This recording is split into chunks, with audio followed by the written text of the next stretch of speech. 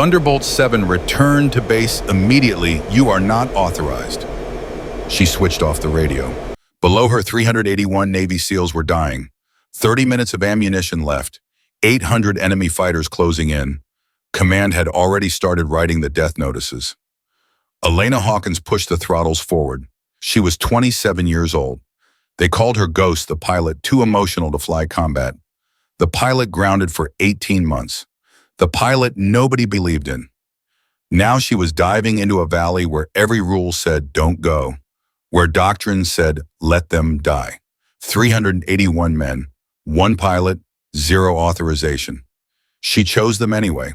Subscribe now, hit that bell, and tell me in the comments what city are you watching from. Let's see how far this story reaches. The Marines came on a Tuesday.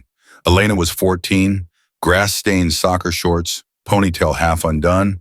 She'd scored 2 goals that afternoon and couldn't wait to tell Marcus. Her mother opened the door. 2 uniforms, white gloves, faces carved from stone. Mrs. Hawkins, yes, ma'am, on behalf of the President of the United States and the Commandant of the Marine Corps, we regret to inform you. Her mother's coffee cup hit the floor. Elena watched it shatter. Watched the brown liquid spread across the white tiles. Watched her father's knees buckle. Watched her mother's mouth open, but no sound come out. Marcus, her brother, her protector, the one who taught her to throw a spiral, who snuck her Snickers bars after dinner, who promised he'd come home. There was an ambush, one Marine said. Kunar province. His unit called for air support. It arrived 15 minutes too late.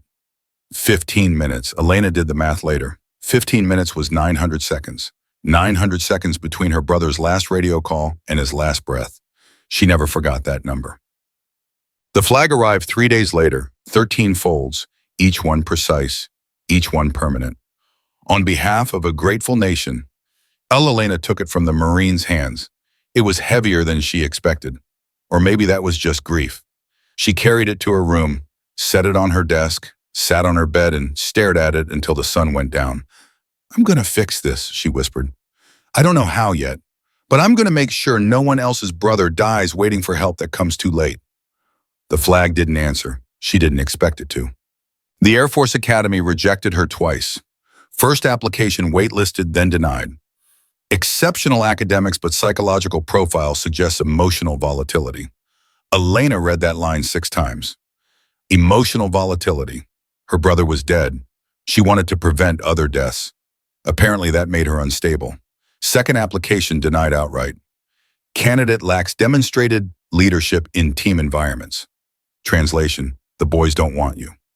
Her father found her in the garage that night, punching a heavy bag until her knuckles bled. Elena, stop. She didn't stop.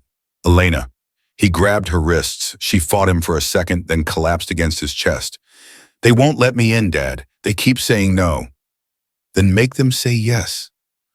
How? Her father held her at arm's length. His eyes were red. They'd been red for 2 years now, but his voice was steady. Your brother never quit. Not once. Not when boot camp nearly broke him. Not when his first deployment went sideways. Not when everyone told him he wasn't tough enough. He squeezed her shoulders. You're made of the same stuff, Elena. Prove it.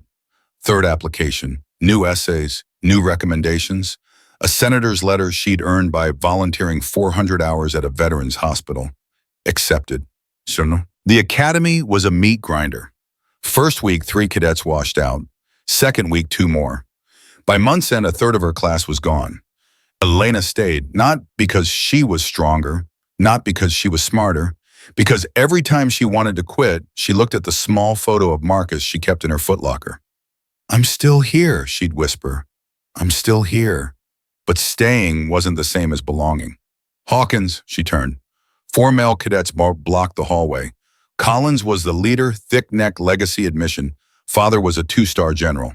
Yeah, heard you topped the aerodynamics exam. So maybe you should let someone else have a turn. Collins stepped closer. The instructors are starting to think women can actually hack it here. That's dangerous. Dangerous for who? For the men who have to fly with you, who have to trust you, who have to D if you freeze up. Lena's fists clenched. She could feel her heartbeat in her temples. I won't freeze. When your brother's unit called for air support, Colin said, smiling now. Pilot was a woman. She hesitated, took a bad angle, missed the shot. By the time she came around for another pass, Elena's fist connected with his jaw before she knew she'd thrown it. Colin staggered, blood on his lip, shock in his eyes. Then three of them were on her. She fought. God, she fought. But it was 4 against 1, and they weren't trying to win. They were trying to send a message. When they finally left, Elena lay on the cold floor, ribs screaming, lips split, one eye swelling shut. A passing cadet saw her, walked by without stopping. Nobody helped. She crawled to her room, cleaned the blood herself, looked in the mirror at her battered face. Still here, she whispered. Still here. On down. 3 months later, she requested flight training. The assignment officer laughed. You want fighters, Hawkins? You've got 4 disciplinary marks on your record. For defending myself, sir. For assaulting a fellow cadet. He swung first. That's not what the witnesses said. Elena bit her tongue so hard she tasted blood. What aircraft are available to me, sir? The officer scrolled through his screen, barely paying attention. Tankers, cargo, maybe reconnaissance if you're lucky. What about A-10s? Now he looked up. Warthogs. That's not a woman's aircraft, Hawkins. Why not? Because it's close air support. Down in the mud, taking fire, killing people if I'm up close. You really think? I think my brother died because air support was 15 minutes late. The A-10 loiters for hours. It gets close. It stays. That's what I want to do. The officer studied her for a long moment. You know the warthog community will eat you alive. Let them try. He shook his head, but he typed something on his keyboard. You're assigned to A-10 training, Moody Air Force Base. God help you. Moody was worse than the academy. 32 pilots in her class. She was the only woman. Day 1, her flight instructor made his feelings clear. Hawkins. Major Tom Carson didn't look up from his clipboard. You know what the A-10 does? Close air support, sir. 30-millimeter cannon. Ground attack. Wrong. Now he looked up. The A-10 keeps people alive. American people. Boys with families. Boys with futures. You hesitate for 1 second, and those boys die. I understand, sir. Do you, Carson stepped closer. Because I've been doing this for 20 years, and I've seen exactly 2 women try to fly the hog. First one washed out in week 3. Second one made it to combat. Froze on her first run. Friendlies died. Elena's stomach dropped. Her brother's unit. Colin's words echoed in her head. Was that? She couldn't finish the sentence. Was that your brother, Kunar Province? Carson nodded slowly. Yeah, I know the story. Everyone here knows the story. That pilot, she wasn't bad. She just wasn't ready. And men paid for it with their lives. Elena felt the ground shift beneath her feet. I'm not her. Prove it. She proved it. 6 months of training. Every simulation, every flight, every gunnery exercise, Elena was first and last out. Her scores were flawless. Her technique was textbook. Her nerve was steel. It didn't matter. The washout board met 4 times. Each time Carson argued to eliminate her. Technically proficient, but lacks combat temperament. Too emotional, too invested. Each time her scores saved her. But on graduation day, while other pilots celebrated their assignments to combat squadrons, Elena received a single sheet of paper. Kandahar Air Base, 75th Fighter Squadron, Logistics Officer. Logistics, not flying, filing. Carson found her outside the hangar staring at the paper. Hawkins. I know what you're going to say, sir. Then let me say it anyway. Carson's voice was different now, softer, almost human. You're good, better than half the men in your class. But good isn't enough in combat. Combat requires something you can't learn, the ability to kill without hesitation. I can. You can't. Not yet. Maybe not ever. He paused. I watched your simulations. Every time you had a clear shot, you took an extra half-second to confirm the target. And in training, that's caution. In combat, that's a body bag. Elena wanted to argue. She couldn't, because he was right. The logistics assignment, she said finally. Is there any way, prove yourself there? Stay calm, stay steady, and maybe someone will give you another chance. She looked at the paper again. Kandahar, the same country that killed Marcus. Maybe that was the point. Kandahar Air Base, August 2019, 112 degrees, dust everywhere in her eyes, her lungs, her food. The smell of jet fuel and burning garbage hung over everything.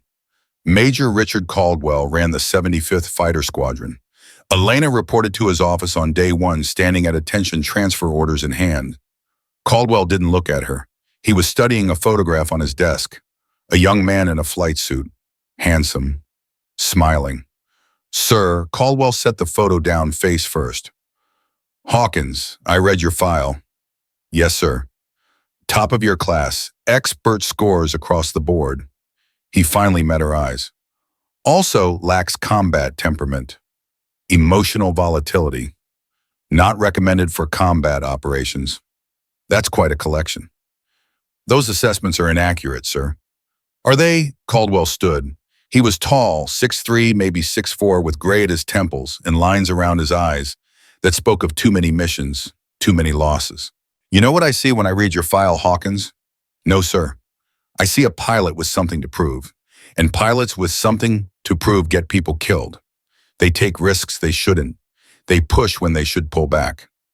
They think their personal mission matters more than the men on the ground. Elena's jaw tightened. With respect, sir, I'm not finished. Caldwell's voice hardened. I had a pilot like you once, young, brilliant, convinced she could save everyone. She flew into a valley where doctrine said don't fly. She took shots where doctrine said don't shoot. She was trying to save a squad of Rangers who'd called for help. What happened? Caldwell was quiet for a long moment. She saved the Rangers, killed 37 enemy fighters, single-handedly turned the tide of that engagement. Then why? She took a SAM on the egress, went down in enemy territory. We found her body 3 days later. What they'd done to her. Caldwell stopped. His hand trembled slightly as he reached for his coffee cup. She's buried in Arlington now. I visit her every year. Her name was Sarah Caldwell. She was my daughter. The air left Elena's lungs. Sir, I didn't know. No one does. I don't talk about it. Caldwell set down his coffee. You want to know why I keep untested pilots grounded? Because I've buried one hero already. I won't bury another. I'm not trying to be a hero, sir. Everyone says that, right up until the moment they do something stupid and brave and get themselves killed. Caldwell picked up her transfer orders. You'll handle logistics, flight schedules, fuel calculations, maintenance coordination.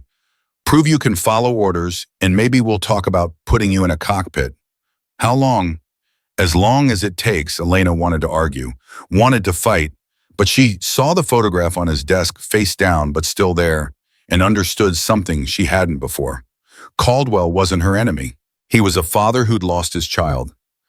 Understood, sir. She saluted. She left, but she didn't give up. So, the logistics office was a closet with a desk. Elena spent her days tracking flight schedules, calculating fuel loads, coordinating with maintenance crews. Important work, invisible work. The other pilots made sure she knew her place. Hey, Ghost? She looked up. Captain Ryan Mitchell stood in her doorway. Golden boy, Princeton, family money, 4 combat deployments and in a chest full of ribbons. Mitchell, got a fuel discrepancy on aircraft 297. Need you to run the numbers again. I ran them this morning. They're accurate.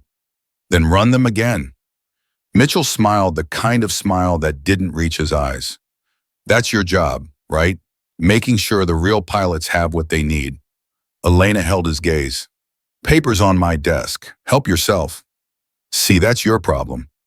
Mitchell stepped into the office close enough that she could smell his cologne. You don't know your place. You think because you graduated from flight school, you belong up there with us. But you don't. You're a secretary with the pilot's license. You done almost. He leaned closer. I knew your brother. Did you know that, Elena's blood turned to ice. Oh yeah, Marcus Hawkins. Good guy. brave as hell, died because some woman pilot couldn't do her job. Mitchell smiled again. Runs in the family, I guess. Elena's hand shot out, not a punch, but a grab. She caught his collar, pulled him down to eye level. Say his name again, she whispered. See what happens. Mitchell's eyes widened. For a moment, something like fear flickered across his face. Then he recovered, pushed her hand away, stepped back. Careful, Hawkins. Assault a fellow officer and you're gone for good. Get out of my office. He left. Elena sat down. Her hands were shaking. She pressed them flat against the desk until they stopped. Then she looked at her computer screen, at the satellite imagery of Kunar province she'd been studying for weeks. Marcus died in that province. Somewhere out there, other brothers were still fighting.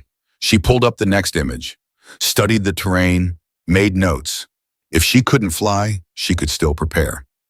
The simulator bay was locked after 2,200 hours.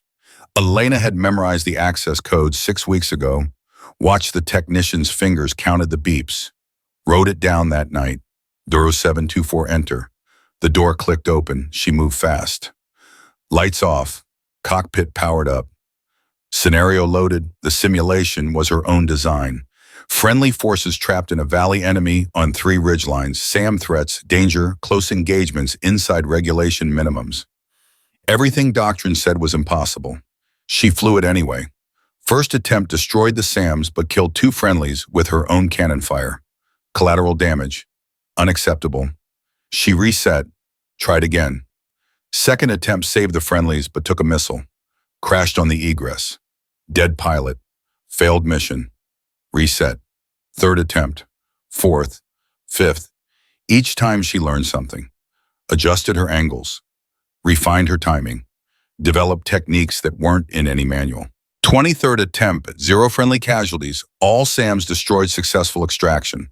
She ran it again. Same result. Again, same result. 47 times over the following weeks. Each iteration tighter. Each solution more refined.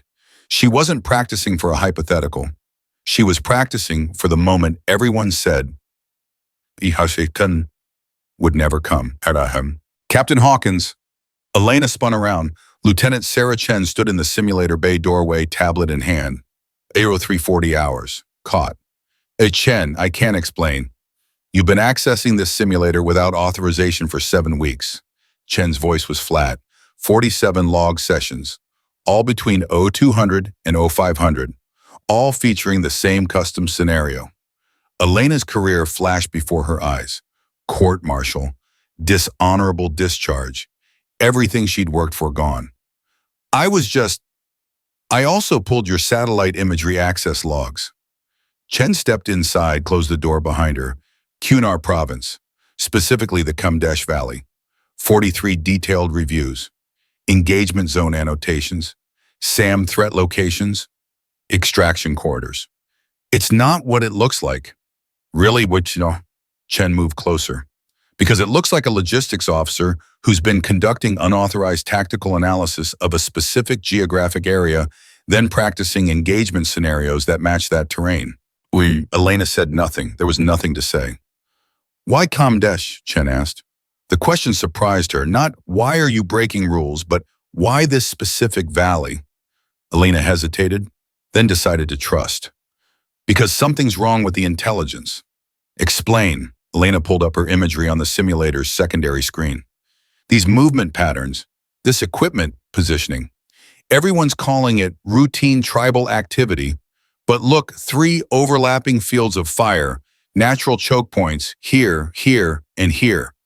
If you inserted a force into this valley, it would become a kill box, Chen finished. You see it too. Chen was quiet for a long moment. I flagged similar concerns 2 weeks ago. Command dismissed them, said the source intelligence was solid. The source intelligence is wrong. Maybe. Chen studied the screen. Maybe not, but I'm not here to argue intelligence assessments. Then why are you here? Chen met her eyes. Because in 3 days, Operation Crimson Shield launches. 381 special operators inserting into the Kamdesh Valley. And if you're right, she didn't finish the sentence. She didn't have to. The next 3 days were agony. Elena went through the motions, filing reports, calculating fuel loads, tracking schedules, while knowing that 381 Americans were about to walk into a trap. She tried reporting her concerns again. Major Caldwell cut her off mid-sentence. "You're a logistics officer, Hawkins, not an intelligence analyst. Stay in your lane." She tried going to Chen's supervisor. "Lieutenant Chen already raised these concerns. They've been addressed. The mission proceeds as planned." She tried leaving an anonymous note in the operations center. Someone threw it away. The night before the mission, Elena sat in her quarters staring at Marcus's flag. "I don't know what to do," she whispered. "I know something bad is going to happen. I can feel it, but no one will listen." The flag was silent. "You'd know what to do. You always knew." Still silent, Elena reached into her desk drawer, pulled out a sheet of paper, started writing. "Mom, Dad, if you're reading this, something went wrong. Not because I was careless, not because I was reckless, because I made a choice I believed was right. I hope you can understand. I hope Marcus would be proud. I love you both. Forever." She sealed the letter, placed it in her locker behind the flag. Then she walked to the simulator bay. 48th iteration. Perfect run. June 14th, 06 to 47 hours. Elena was in the operations center when the first radio call came through. She wasn't supposed to be there. She didn't care. "Trident actual to Kandahar base. We are taking fire. Multiple positions. Request immediate support." The main screen lit up with icons. 381 blue dots clustered in the valley center. Red dots appearing on the ridgelines, first a dozen, then 50, then 200, then 400, then 600. "Kandahar base, this is Trident actual. We are surrounded. Enemy strength now estimated at 800. We have confirmed SAM threats at 2 positions. Taking heavy casualties. Say again, taking heavy casualties." The voice was steady, but Elena heard the truth underneath. They were dying. Caldwell stormed into the center barking orders. "What do we have? Give me options. F-16s are 18 minutes out. Minimum engagement distance is 100 meters from friendly positions. What's the enemy distance? 50 meters. Some as close as 30. The room went quiet. Everyone understood. The F-16s couldn't shoot without hitting Americans. "Apaches, SAM threat is too high. They'll be shot down before they reach the valley." "Bombers. Same problem as the fighters. Can't drop ordnance that close to friendlies. There has to be something." The silence was its own answer. Elena stepped forward. "Sir, the A-10. Every head turned. "Hawkins, what the hell are you doing in here?" "The A-10's cannon can engage within 25 meters of friendly positions. I've practiced this exact scenario. I know that valley. I can..." "You are not authorized for combat operations." "Sir, those men are going to die. And so will you." Caldwell's face was red, veins pulsing in his forehead. "You've never fired a shot in combat. You've never had lives depending on your trigger finger. This is not your simulator, Hawkins. This is real. Real men. Real bullets. Real blood." The radio crackled again. "Kandahar base Trident actual. Be advised we have approximately 30 minutes of ammunition remaining. After that..." A pause. "After that, we are combat ineffective. Do you copy 30 minutes? 30 minutes. 900 seconds. The same number that killed Marcus." Elena looked at the screen. 381 blue icons. 381 brothers, fathers, sons. 381 folded flags waiting to happen. "Sir," she said quietly, "I'm asking you to let me try." Caldwell stared at her. For a moment, something flickered in his eyes, doubt maybe, or hope. Then his jaw hardened. "No, that's final." He turned back to his staff. Elena watched the screen, watched the red icons move closer, watched the blue icons shrink into a tighter and tighter cluster, watched 381 men die in slow motion, and made her choice.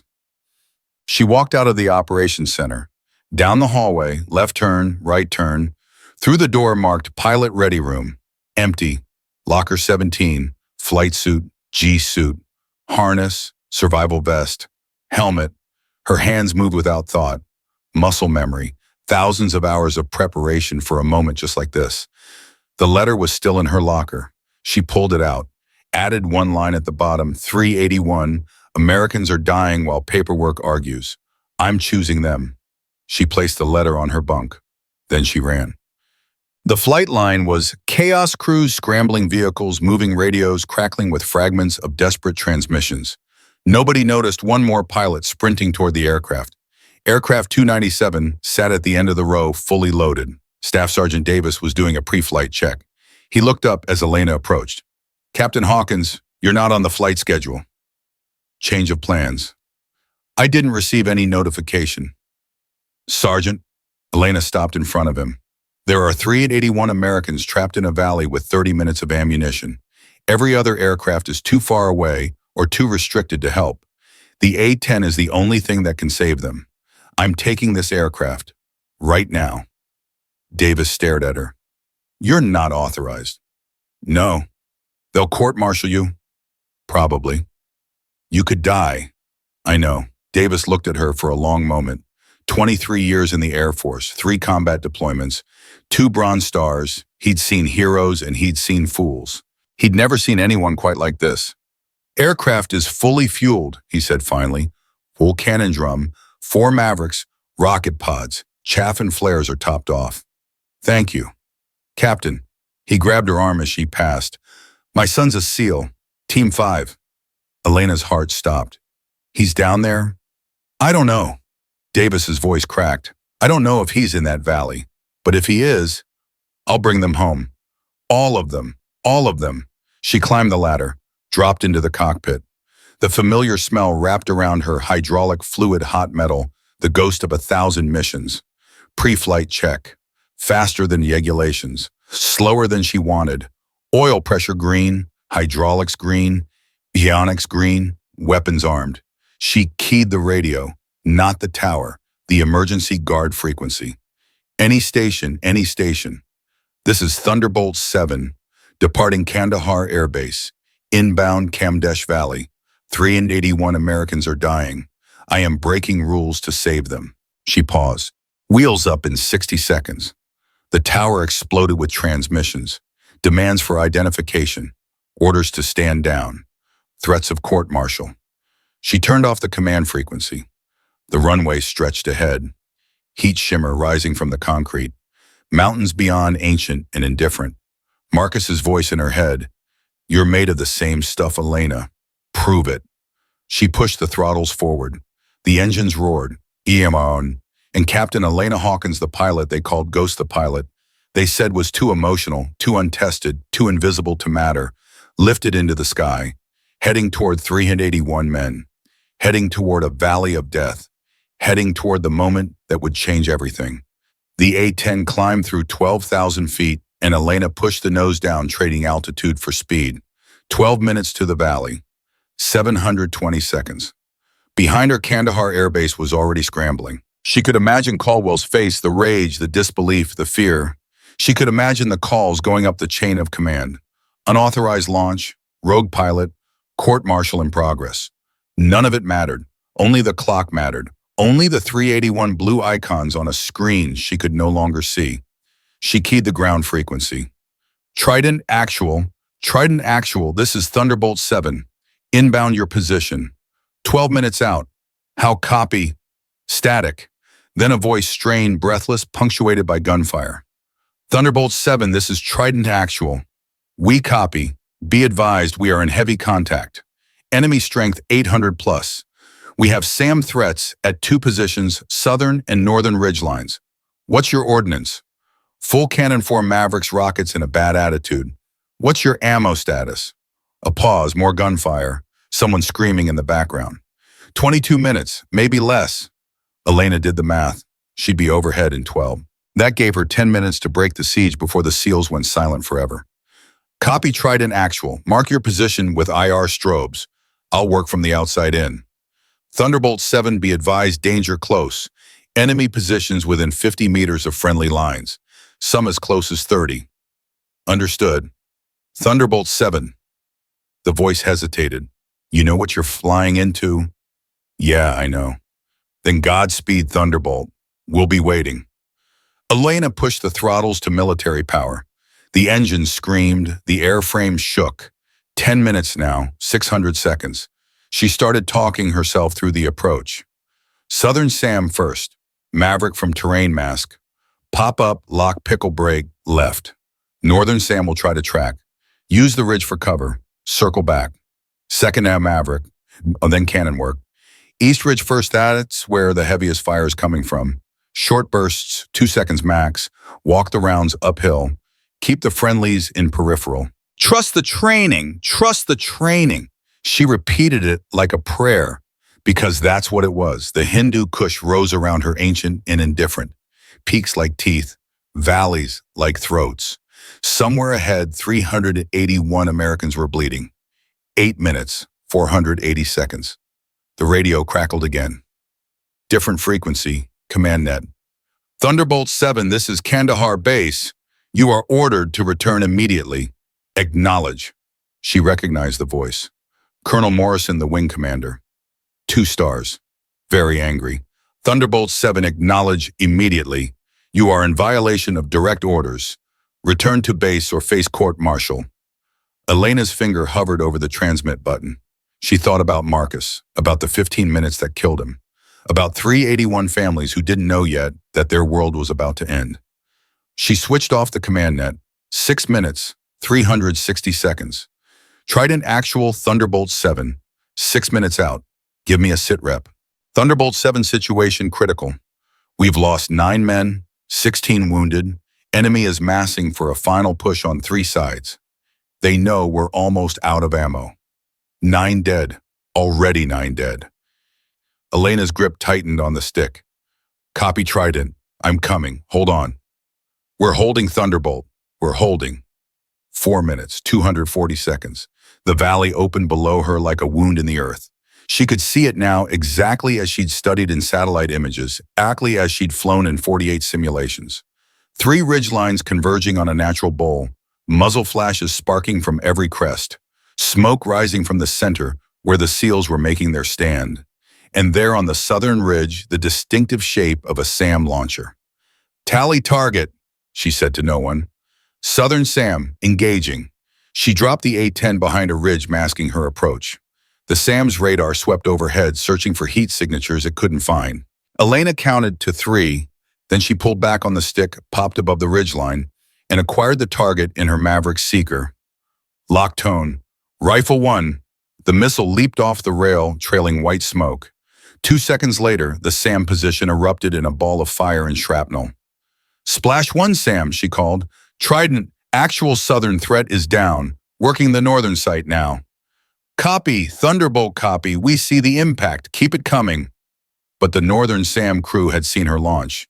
They were already tracking. Warning tone in her headset. Shrill. Urgent. Missile launch. Break left. Break left. Elena threw the A-10 into a violent turn, dumping chaff and flares behind her. The missile streaked past close enough that she felt the heat through the canopy. Holy. No time. Keep moving.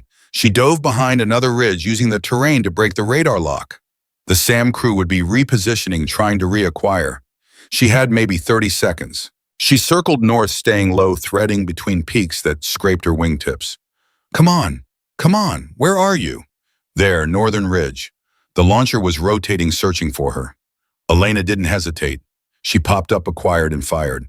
Rifle 2. The second Maverick found its mark. The northern SAM disappeared in a cloud of smoke and debris. Trident actual northern SAM is down. The air corridor is open. Copy Thunderbolt. You just gave us a chance. Don't thank me. Yet. I'm coming in hot. She rolled the A-10 toward the valley floor. Below her, the picture crystallized IR strobes marking the SEAL perimeter, muzzle flashes marking the enemy positions. 50 meters between them. Doctrine said, stay away. Elena flew closer. Trident actual, I'm starting gun runs. Keep your heads down and mark any shifts in enemy position. Copy Thunderbolt. Be advised, Eastern Ridge is the heaviest concentration. They've got 2 DSHK positions chewing us apart. I see them. Engaging.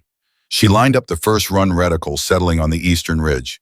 The DSHK positions were clearly visible, heavy machine guns spitting tracers down at the SEAL perimeter. 60 meters from friendlies. 55. 50. Elena held her breath, squeezed the trigger. The GAU-8 roared, 70 rounds per second. Depleted uranium tearing through rock and flesh at 400 feet per second. 2 seconds. Then she released. The first DSHK position vanished. Dust and smoke and silence. Splash 1 DSHK rolling for second. She pulled up, banked hard, and came around for another pass. The second machine gun was still firing the crew, either brave or stupid. They were about to be dead. Guns, guns, guns. And another 2-second burst. Another cloud of destruction. Splash 2, Trident. Actual Eastern Ridge is clear. What's next? Northern Slope. They're massing for an assault, 50-plus fighters 70 meters out. 70 meters. Elena rolled in, found the assault force, and made a decision that would have gotten her expelled from flight school. She walked the cannon fire uphill, starting at 80 meters and walking it down to 60.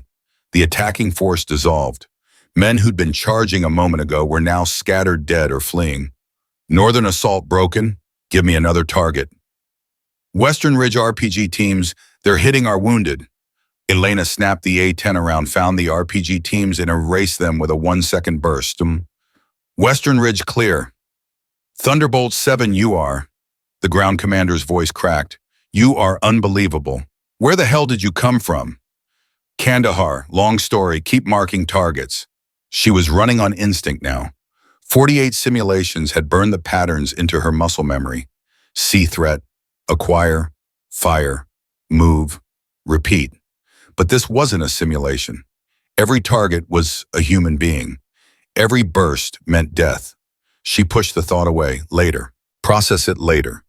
Right now, 381 Americans needed her to be a machine. Thunderbolt 7 Trident actual. We've got movement on the southern slope. Looks like they're trying to flank. I see them, engaging. She rolled in again. The southern slope was steep, the enemy using rocks for cover as they advanced. Smart, disciplined, not smart enough. Elena put a burst into the rocks above them. Stone shrapnel did the rest. Southern flank neutralized. Copy, you are buying us time, Thunderbolt. How much ordnance do you have left? Elena checked her displays. Cannon drum at 60%, 2 Mavericks expended, rockets untouched. Enough. Keep fighting. Back at Kandahar, the operations center had gone silent. Every screen showed the same thing, a single A-10 call sign, Thunderbolt 7 carving circles around a valley filled with red icons. And winning. Major Caldwell stood frozen, watching the radio traffic scroll across the screen. Splash 1 DSHK, Northern Assault broken. Western Ridge clear. Lieutenant Chen appeared at his side. Sir, the SEALs are reporting reduced enemy pressure. She's actually doing it. She's going to get herself killed. Maybe, but right now, she's the only thing keeping 381 men alive. Caldwell said nothing. His eyes were fixed on the blue icon labeled Thunderbolt 7. Captain Mitchell pushed through the crowd. Sir, we should scramble the alert fighters. Support her. The F-16s can't engage that close. You know that. Then we send them to establish air superiority. Keep any reinforcements from reaching the valley. Give her room to work. Caldwell turned slowly. You want to support the pilot who just disobeyed every order we gave her. Mitchell met his eyes. Sir, I've said a lot of things about Captain Hawkins. Most of them were wrong. But right now, she's doing what none of us could. The least we can do is watch her back. The room was silent. Caldwell looked at the screen again. At the 381 blue icons that were still alive because one pilot refused to accept their death. Launch the alert fighters, he said quietly. Tell them to support Thunderbolt 7. Yes, sir. And Chen, sir, get me aligned to JSOC. Tell them what's happening. Tell them, he paused. Tell them we have a pilot who's rewriting the book. In the valley, Elena was running out of easy targets. The initial assault had broken. The enemy was regrouping, pulling back to secondary positions, adapting to the presence of an aircraft they hadn't expected. But they weren't retreating. They were planning. Trident at actual Thunderbolt 7. Enemy activity has decreased. What's your situation? Better than it was. We've consolidated the wounded, but we're still pinned. Can't move without taking fire from the ridgelines. Copy. I'm going to work the ridges. Push your people toward the western slope. There's a fold in the terrain about 200 meters out. I saw it in satellite imagery. It's your best extraction route. How do you know about that fold? I've been studying this valley for 2 months. Silence. Then Thunderbolt 7. Who the hell are you? Just a logistics officer who got tired of paperwork. Start moving.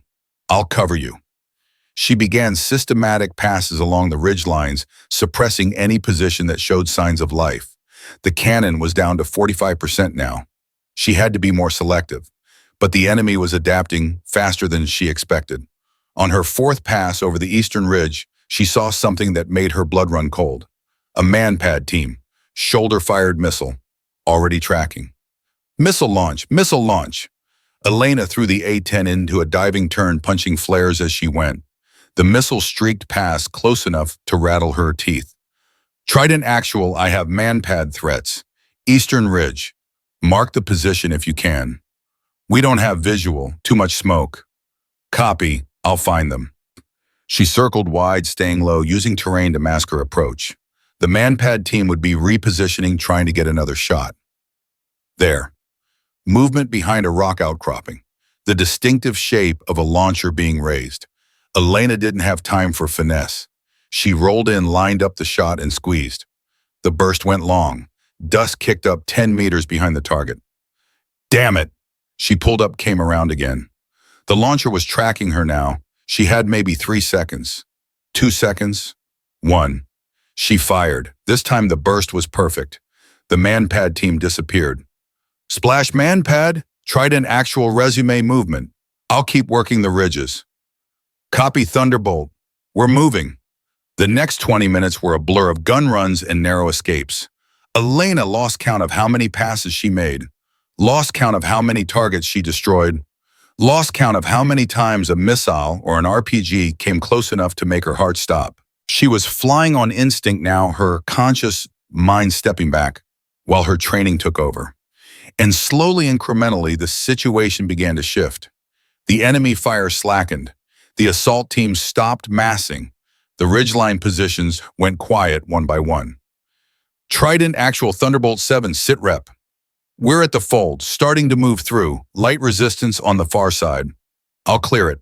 She flew ahead of the advancing SEALs, suppressing any position that could threaten their movement. Her cannon was down to 20% now. Maybe 250 rounds left. Enough for a few more passes. Maybe. Thunderbolt 7 Trident actual. We're through the fold, moving toward extractions point. Copy, I'll cover your 6. She pulled up, circled high, and watched the blue icons begin to move. For the first time since she'd entered the valley, they were advancing instead of retreating. It was working. Then the radio crackled with a voice she didn't recognize. Thunderbolt 7, this is Viper 1. Flight of 2 F-16s inbound, your position. Kandahar sent us to support. How can we help? Elena felt something loosen in her chest. Back up. Viper 1, good to hear you. I need you to establish a cap over the valley. Keep any enemy reinforcements from approaching. I'll continue working the close fight. Copy Thunderbolt. Be advised, we're watching your gun runs. You're putting rounds inside 30 meters of friendlies. I know. That's not in any manual I've read. It is now. Hold your position. I'll call if I need you. She turned back to the valley. The SEALs were halfway to the extraction point now, but the enemy wasn't finished. On the southern ridge, a new group of fighters had appeared. 50, maybe 60 men moving fast toward an intercept position. If they got there before the SEALs passed, the extraction route would be cut. Trident actual, you have hostiles moving to cut your egress. Southern ridge 500 meters ahead of your position. Can you engage? Elena checked her cannon display. 18%. I can try. She dove toward the southern ridge, lining up the shot. The fighters were spread out, using cover intelligently.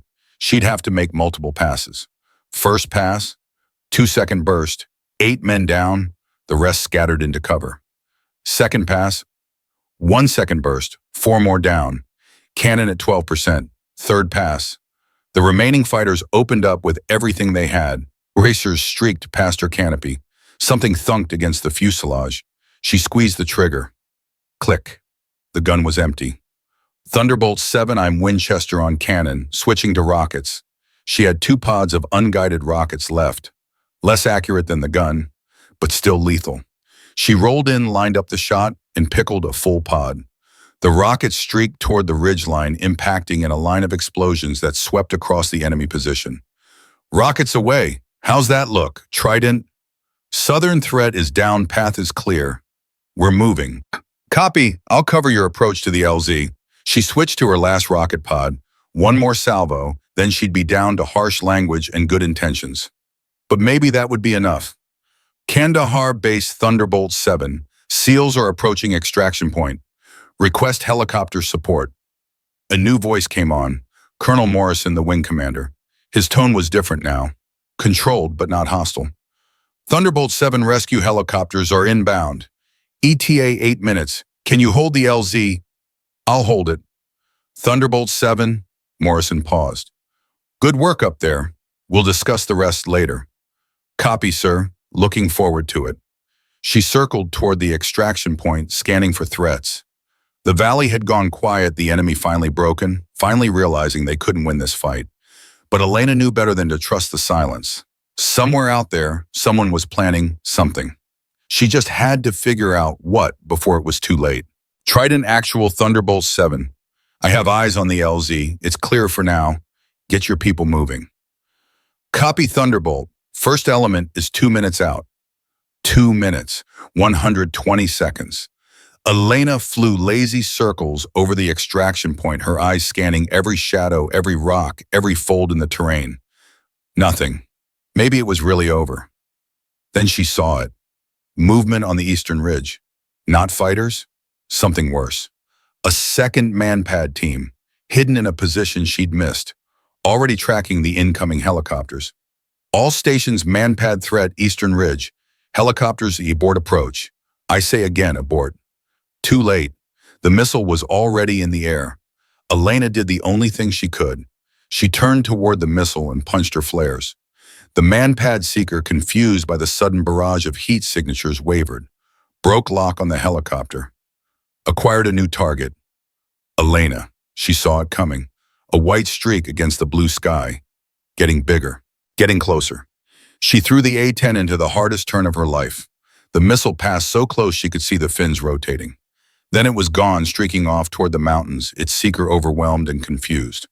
Threat neutralized. Helicopters resume approach. I'll deal with the launcher. She rolled toward the eastern ridge, her last rocket pod selected. The manpad team was trying to reload. They had maybe 10 seconds. They got 5. Elena pickled her remaining rockets. The ridge erupted. The threat disappeared. All threats neutralized. LZ is clear. Bring in the birds. The first helicopter appeared over the ridgeline. Then a second. Then a third. One by one they touched down. One by one the SEALs climbed aboard. Elena circled overhead, watching, protecting, praying. Chalk 1 lifting. Chalk 2 away. Chalk 3 loaded and lifting. The count continued. 4, 5, 6. Each helicopter that rose was another 20, 30, 40 men saved. Chalk 7 were the last, all personnel accounted for. Elena felt tears streaming down her face. She didn't bother wiping them away. Copy Chalk 7, get out of here. I'll cover your egress. Thunderbolt 7, the voice was thick with emotion. Trident Actual here. I don't know who you are. I don't know how you did this, but 381 Americans were going home because of you. Elena's voice was steady, barely. Just doing my job, Trident. No, you did more than that. You gave us our lives back. We won't forget. Copy Trident. Now get the hell out of my valley. Roger that. Trident Actual out. She watched the last helicopter disappear over the ridge, its rotors beating the air like a heartbeat. Then she was alone. Just her and the A-10 in a valley full of ghosts.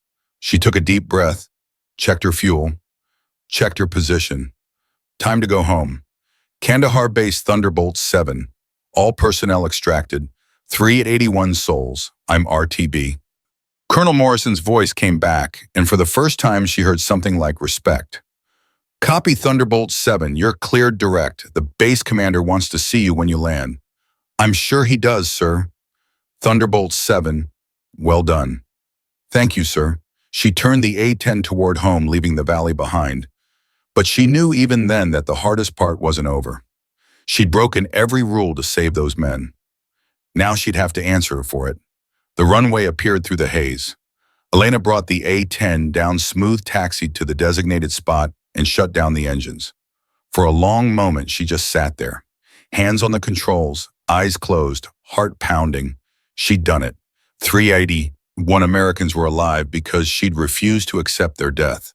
But now came the reckoning. She pulled the canopy release. The desert heat rushed in along with something else. Cheering. The entire flight line was packed with people. Maintainers, armorers, medics, clerks, pilots, officers enlisted. They were on their feet, clapping, shouting her name. Elena climbed down the ladder on shaking legs. Staff Sergeant Davis was waiting at the bottom. "Captain Hawkins," his voice was rough, "I just got word. My son was in that valley. He's on one of those helicopters. He's alive." Elena couldn't speak. Davis grabbed her hand and shook it. "Thank you, thank you, thank you." She nodded, swallowed hard, started walking. The crowd parted to let her through. Hands reached out to touch her shoulder, her arm, her back. Voices called out blessings and gratitude and promises never to forget. At the end of the line, Major Caldwell waited. His face was unreadable. Elena stopped in front of him, came to attention. "Sir?" Caldwell stared at her for a long moment. The silence stretched. Then he spoke. "You disobeyed direct orders. You launched without authorization. You engaged at ranges that violate every safety regulation we have. You could have killed every one of those men." "Yes, sir." "Instead, you saved them, all of them. 381 Americans who should be dead right now are going home to their families because you refused to let them die." Elena said nothing. Caldwell took a step closer. His voice dropped so only she could hear. "My daughter. She would have done the same thing. She would have made the same choice." Whoa. Elena felt tears threatening again. "Captain Hawkins, you will answer for what you did today. There will be investigations. There will be hearings. There will be consequences." "I understand, sir. But today," Caldwell's voice cracked just slightly. "Today you reminded me why we wear this uniform. It's not about rules. It's about the people we're supposed to protect." He stepped back, raised his hand in a salute. "Well done, Captain. Well done." Elena returned the salute, her hand trembling. The crowd erupted again, cheering, clapping, crying, but Elena barely heard them. She was thinking about Marcus, about the flag in her locker, about the promise she'd made when she was 14 years old. She'd kept it. She'd finally kept it. The cheering faded within the hour. By sunset, Elena sat alone in a windowless room, staring at a metal table bolted to the floor. 2 MPs stood guard outside. Her flight suit was still sweat-stained from the mission. No one had offered her a shower. No one had offered her food. The door opened. Colonel Hayes from the Inspector General's office walked in, followed by a JAG officer Elena didn't recognize. Hayes was mid-50s, silver hair, cold eyes. The kind of man who'd built a career on finding other people's mistakes. He sat down across from her, placed a recorder on the table, pressed play. "Interview with Captain Elena Hawkins, June 14, 2019, 2147 hours. Present, Colonel Marcus Hayes, Inspector General's office. Major Patricia Webb, Judge Advocate General's Corps." Hayes folded his hands. "Captain Hawkins, do you understand why you're here?" "Yes, sir." "Then let's begin. At approximately 14:23 hours today, you launched aircraft 297 without authorization. Is that correct?" "Yes, sir." "You did so despite direct orders from Major Caldwell to stand down. Is that correct?" "Yes, sir." "You then proceeded to engage enemy forces at ranges that violate Air Force Instruction 13-1112, which mandates a minimum distance of 100 meters between cannon fire and friendly positions. Is that correct?" "The regulation says 100 meters, sir. The enemy was at 50. If I'd followed the regulation, I'd have been shooting behind them. The SEALs would have been overrun before my rounds landed." Hayes' expression didn't change. "I didn't ask for an explanation. I asked if you violated the regulation." "Yes, sir. I violated the regulation." "Multiple times." "Yes, sir." "At ranges as close as 30 meters from friendly positions." 25, sir. At one point, the JAG officer Webb looked up from her notes. "You engaged at 25 meters. That's not in any of the reports." It's what the gun camera will show, ma'am. Hayes leaned forward. Captain Hawkins, you seem remarkably calm for someone facing court-martial. Elena met his eyes. I did what I did, sir. I knew the consequences when I took off. I'm not going to pretend I didn't. And what exactly did you do? I saved 381 Americans. By breaking every rule in the book. The book was going to get them killed. Silence. Hayes glanced at Webb, then back at Elena. Captain, I've been doing this job for 23 years. I've investigated pilots who pushed the limits. I've investigated pilots who made bad calls. I've never investigated a pilot who deliberately disobeyed a direct order, launched an unauthorized combat mission, and engaged at ranges that should have killed friendlies. Did I kill friendlies, sir? No. Did I save the men I was trying to save? That's not... Did I save them, sir? Hayes paused. Yes, you did. Then with respect, sir, the book was wrong. Webb spoke up. Captain Hawkins, you understand that we can't simply ignore regulations because an outcome was favorable. If every pilot decided to interpret orders based on their personal judgment, ma'am, every pilot should interpret orders based on their personal judgment. That's what we're trained to do. The difference is that most pilots never face a situation where the orders and the mission conflict. I did, and I chose the mission. You chose insubordination. I chose 381 lives. The room went quiet again. Hayes stood up, paced to the wall, turned back. Captain, I've spoken with Lieutenant Commander Morrison, the ground force commander. He told me something interesting. Elena shifted. He told me that in 20 years of special operations, he's never seen a pilot perform the way you did today. He said you put rounds inside distances he didn't think were possible. He said you saved his men at least a dozen times when any other pilot would have broken off. He's being generous, sir. He's being accurate. I pulled your gun camera footage. I watched every pass. You didn't miss once. Not once, Captain. In 37 separate engagements at ranges that should have made precision impossible, you hit your target every single time. Elena said nothing. How perfect, then? I practiced, sir. You practiced. 48 simulations of that exact scenario. Different angles, different wind conditions, different threat positions. I knew that valley better than anyone on this base. Hayes sat back down. His expression shifted, something like curiosity replacing the cold authority. Why, sir, am I no? Why did you practice that scenario? You were a logistics officer. You weren't supposed to fly combat missions. You had no reason to believe you'd ever need those skills. Elena thought about the question, about the real answer, about Marcus and the flag and the promise she'd carried for 15 years. Because I knew something bad was going to happen, sir. I flagged the intelligence on that valley twice. I told Major Caldwell it was a trap. No one listened, so I prepared anyway. You prepared for a mission you weren't authorized to fly. I prepared to save lives, sir. I didn't care whose signature was on the authorization. Webb closed her notepad. Colonel, I think we have enough for tonight. Hayes nodded slowly. Captain Hawkins, you'll remain in quarters pending further investigation. Do not leave the base. Do not speak to the media. Do not speak to anyone about this mission unless directed by this office. Understood, sir. One more thing. Hayes paused at the door. Off the record. Elena looked up. My nephew is a SEAL, Team 3. He was in that valley today. The air left Elena's lungs.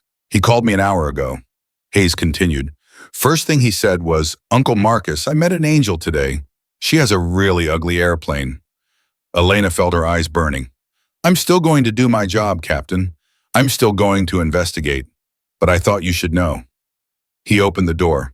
Someone will bring you food. Get some sleep if you can. He left. Elena sat alone in the empty room, and for the first time since she'd taken off, she let herself cry. The investigation lasted 11 days. Elena spent most of it confined to quarters, answering questions, reviewing footage, explaining decisions she'd made in fractions of seconds while flying 300 knots through a valley full of people trying to kill her. They made her walk through every gun run, every missile shot, every evasive maneuver. Why did you break left instead of right at 1437 hours? Because the ridgeline was higher on the right and I needed to mask my heat signature from the northern SAM. How did you know that Sam was tracking from that position? I'd studied satellite imagery for 2 months. I knew where they'd put it before they put it there. Why did you engage the assault force at 70 meters when the book says 100 brown? Because at 100 meters, I'd have killed Americans. At 70, I killed enemy. That seemed like a better outcome. The questions came from different offices, different ranks, different agendas. Some wanted to crucify her. Some wanted to understand her. Some wanted to use her as an example, though, of what they couldn't quite agree. On day 5, Major Caldwell requested a private meeting. Elena was escorted to his office by MPs. He dismissed them with a wave. "Sit down, Captain." She sat. Caldwell looked different, older. The lines around his eyes had deepened, but there was something else too, a weight lifted, or maybe shifted. "I owe you an apology." Elena blinked. "Sir, I grounded you because I was afraid. Not afraid of you, afraid of losing someone else the way I lost Sarah. I convinced myself I was protecting you, protecting the mission. But I was really just protecting myself from having to watch another pilot die." "Sir, you don't have to." "Yes, I do." Caldwell leaned forward. "When you launched without authorization, my first thought was, she's going to get herself killed. My second thought was, I'm going to have to watch. I was already preparing myself for the worst. But I didn't die." "No, you didn't." Caldwell shook his head slowly. "You did something I didn't think was possible. You flew better than anyone I've ever seen, and you saved 381 men who would be dead right now if I'd had my way." Elena didn't know what to think. "I've submitted a recommendation to the investigation board," Caldwell continued. "I've asked them to consider your actions in context. The failure of intelligence, the inadequacy of doctrine, the fact that no other asset could have accomplished what you did." "Thank you, sir." "Don't thank me yet. Hayes is a hard man. He might still push for court-martial. But I wanted you to know that I won't be silent. I'll testify to what I saw, and I'll tell them the truth that you were the only pilot who could have done this, and I was the one who tried to stop you." Elena felt something loosen in her chest. "Sir, you were trying to protect your people. That's not wrong." "It was wrong because I let fear override judgment. You didn't." Caldwell stood, extended his hand. "Whatever happens, Captain Hawkins, I'm proud to have served with you." Elena shook his hand. "Thank you, sir. That means more than you know." On day 8, something unexpected happened. Elena was summoned to the base commander's office. When she arrived, the room was full. Colonel Morrison, Colonel Hayes, Major Caldwell, the base JAG, and 3 men she didn't recognize in civilian clothes. One of them stepped forward. "Captain Hawkins, I'm Director Collins, CIA Special Activities Division." "CIA." Elena's stomach tightened. "We've been reviewing the intelligence failure that led to Operation Crimson Shield. The bad information came from one of our assets, a local informant we've used for 3 years. We now believe he was turned by the Taliban 6 months ago." "He set us up," Morrison said. "The whole thing was a trap. They knew our forces were coming. They knew our strength. They knew our extraction routes." "How does this relate to my investigation?" Elena asked. Collins smiled grimly. "It relates because we've been looking for a way to confirm our suspicions about this asset. Your engagement provided that confirmation." "I don't understand." "The Taliban commander in that valley, Hakim al-Rashid, he's been using a satellite phone to coordinate operations. We've been trying to track him for months. During your engagement, he made 3 calls. We intercepted all of them." Hayes spoke up. "Captain Hawkins, in those calls, Hakim explicitly referenced the American woman pilot who was destroying his forces. He ordered his fighters to prioritize shooting you down. He said, and I quote, 'Kill the woman and the rest will be easy.'" Elena felt cold. "Amen. He knew I was female. He knew everything, your call sign, your aircraft, your flight path." Collins leaned forward. "Our compromised asset had been feeding him intelligence for months, including information about personnel at Kandahar, including you. Me specifically. You were flagged as a potential threat. Your unauthorized simulator sessions, your satellite imagery analysis, your repeated warnings about the valley. Someone noticed. Someone reported it." Elena's mind raced. "Mitchell.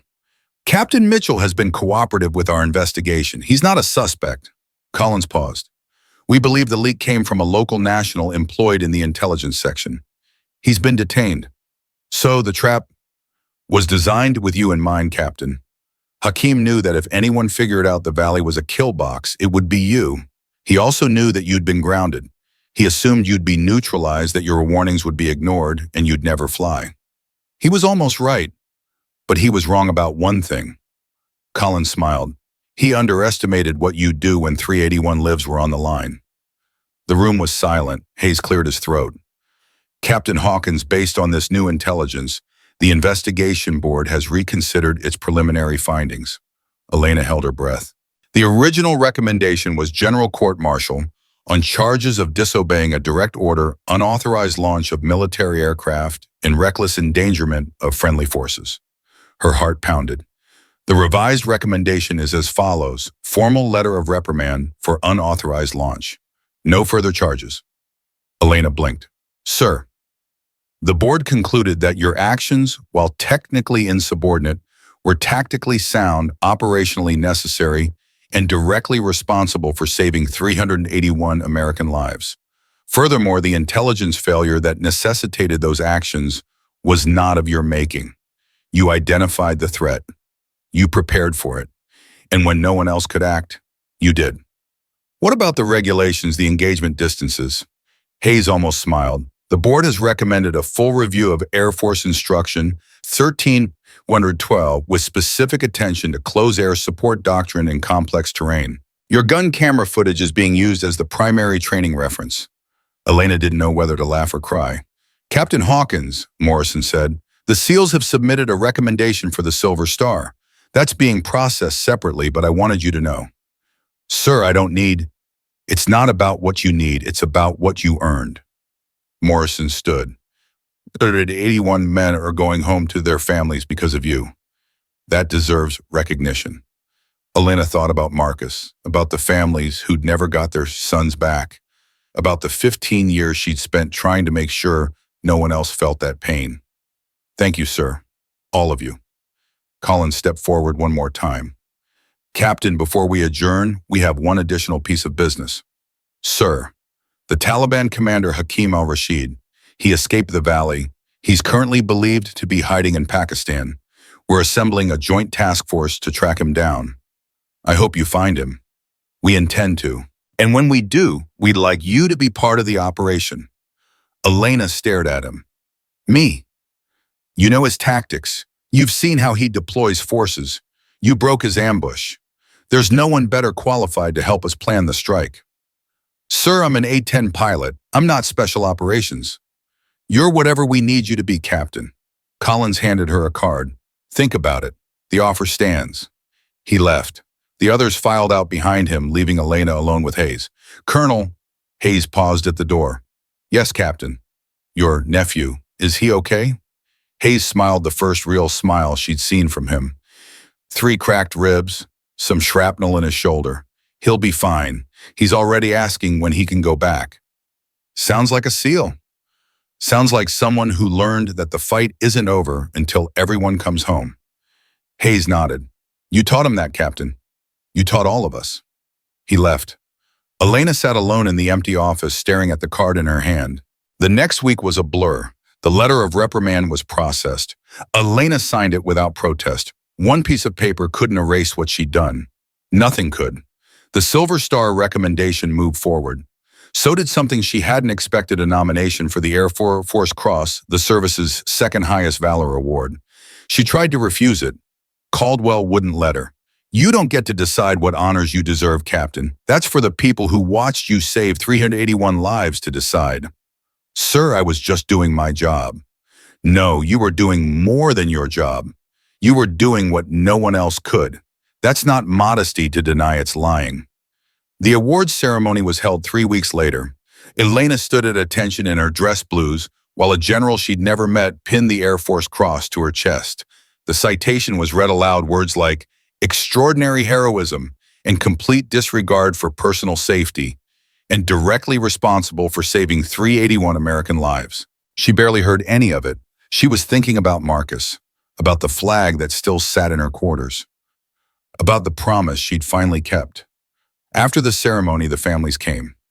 She hadn't expected that, hadn't prepared for it. But there they were, with Sui's parents, children, siblings, the families of the 381 men she'd saved. They formed a line that stretched across the hangar. One by one they came forward. One by one they said thank you. A mother with gray hair and tears streaming down her face. My son called me from the helicopter. He said an angel saved them. A wife with a baby in her arms. My husband missed our daughter's first steps, but he'll be there for the rest. Because of you. A father who couldn't speak at all, who just grabbed Elena's hand and held it, his shoulders shaking. A little girl, maybe 5 years old, who tugged on Elena's sleeve and asked, "Are you the lady who flies the loud plane?" "Yes, sweetheart, I am." "My daddy says you're a hero." Elena knelt down to eye level. "Your daddy's the hero, sweetheart. I just gave him a ride." The girl hugged her anyway. Elena hugged back and felt something inside her finally break free. Staff Sergeant Davis was last in line. His son stood beside him, tall, broad-shouldered, left arm in a sling, same eyes as his father. Captain Hawkins. The young SEAL extended his good hand. Petty Officer First Class Tyler Davis. SEAL Team 5. Elena shook his hand. "I remember you, Petty Officer. You were on Chalk 3. "Yes, ma'am," the bird that almost got hit by the man-pad. "You made it out. Because you flew into that missile's path." Tyler's voice thickened. "Ma'am, I've never seen anyone do what you did. When that missile launched, everyone thought the helicopter was dead. Then you just turned toward it. Like it was nothing. It wasn't nothing. But you did it anyway." "I did what I had to do." Tyler shook his head. "No, ma'am, you did what no one else would." "There's a difference," Staff Sergeant Davis put his arm around his son. "Captain, my boy's coming home in one piece because of you. I've been working on aircraft for 23 years. I've seen a lot of pilots. I've never seen one like you." "Sergeant, I couldn't have done it without a properly maintained aircraft. That's on you." "Then I guess we make a good team." Elena smiled. "I guess we do." That night, alone in her quarters, Elena opened her locker and took out Marcus's flag. She held it for a long time, feeling the weight of it, the meaning of it. "I did it," she whispered. "I kept my promise. 381 brothers went home to their families. 381 mothers won't have to feel what Mom felt. 381 flags that won't be folded." She pressed the flag to her chest. "I wish you could have seen it, Marcus. I wish you could have been there. But I think maybe you were. I think maybe you've been with me the whole time." She put the flag back in the locker. And for the first time in 15 years, she didn't feel the weight of it. She felt the wings. 2 days later, Captain Ryan Mitchell knocked on her door. Elena opened it to find him standing at attention, his face pale, his eyes fixed on a point somewhere past her shoulder. "Captain Hawkins, may I come in?" She stepped aside. Mitchell walked into her quarters, stopped in the center of the room and turned to face her. "I owe you an apology." Elena crossed her arms. "For which part?" "All of it." Mitchell's voice cracked. "The things I said about you, about your brother, about women pilots. I was wrong. I was worse than wrong. I was cruel." "Yes, you were. I watched the gun camera footage, all 37 engagements. I saw what you did." Mitchell finally met her eyes. "I couldn't have done that, Captain. None of us could. You flew better than anyone I've ever seen, and I spent a year telling everyone you didn't belong in a cockpit." "Why, Bio? Because I was scared." The admission seemed to cost him something. "I was scared that if a woman could fly as well as I could, or better, then what did that say about me, about all the things I believed?" "It says you were wrong." I know that now." Mitchell straightened. "I'm not asking for forgiveness. I don't deserve it. But I wanted you to know that I'm sorry, and I'm going to spend the rest of my career trying to make up for the way I treated you." Elena studied him for a long moment. The arrogance was gone. The cruelty was gone. What was left was just a man flawed, ashamed, trying to be better. "Mitchell, I'm not going to pretend you didn't hurt me. You did. But holding on to that isn't going to help either of us." "I understand. What I need from you isn't apologies, it's action. There are other women coming up through the pipeline, other pilots who are going to face the same crap I faced. Be different with them. Be the kind of officer you should have been with me." "I will." "Well, then we're done here." Mitchell nodded, turned to leave, stopped at the door. "Captain, Yeah, those 381 men. They're calling themselves the Hawkins 381. Did you know that? Elena blinked. No. They've got patches made, challenge coins. They're talking about starting a foundation. Mitchell almost smiled. You created something, Captain. A brotherhood, a family. They'll never forget what you did. None of us will. He left. Elena stood alone in her quarters thinking about 381 men she'd never met who would carry her name for the rest of their lives. It was more than she'd ever dreamed of. It was more than she deserved. But maybe, just maybe, it was exactly what she'd been fighting for all along. The next morning, Elena received new orders. She read them 3 times to make sure she wasn't dreaming. Captain Elena Hawkins, you are hereby assigned to the Close Air Support Development Unit, Nellis Air Force Base, Nevada. You will serve as Chief Instructor for Advanced Tactics with specific responsibility for developing new doctrine for danger-close engagements in complex terrain. She wasn't being punished. She was being promoted. Everything she'd learned, the simulations, the satellite imagery, the gun runs, the techniques she'd developed in secret, they wanted her to teach it, to write it down, to make it official. The book was being rewritten, and she was holding the pen. She packed her bags that afternoon. Before she left, she stopped by the flight line one last time. Aircraft 297 sat in its usual spot, looking ugly and magnificent and deadly. She walked up to it, ran her hand along the nose, felt the cold metal under her fingers. We did good, she whispered. We did real good.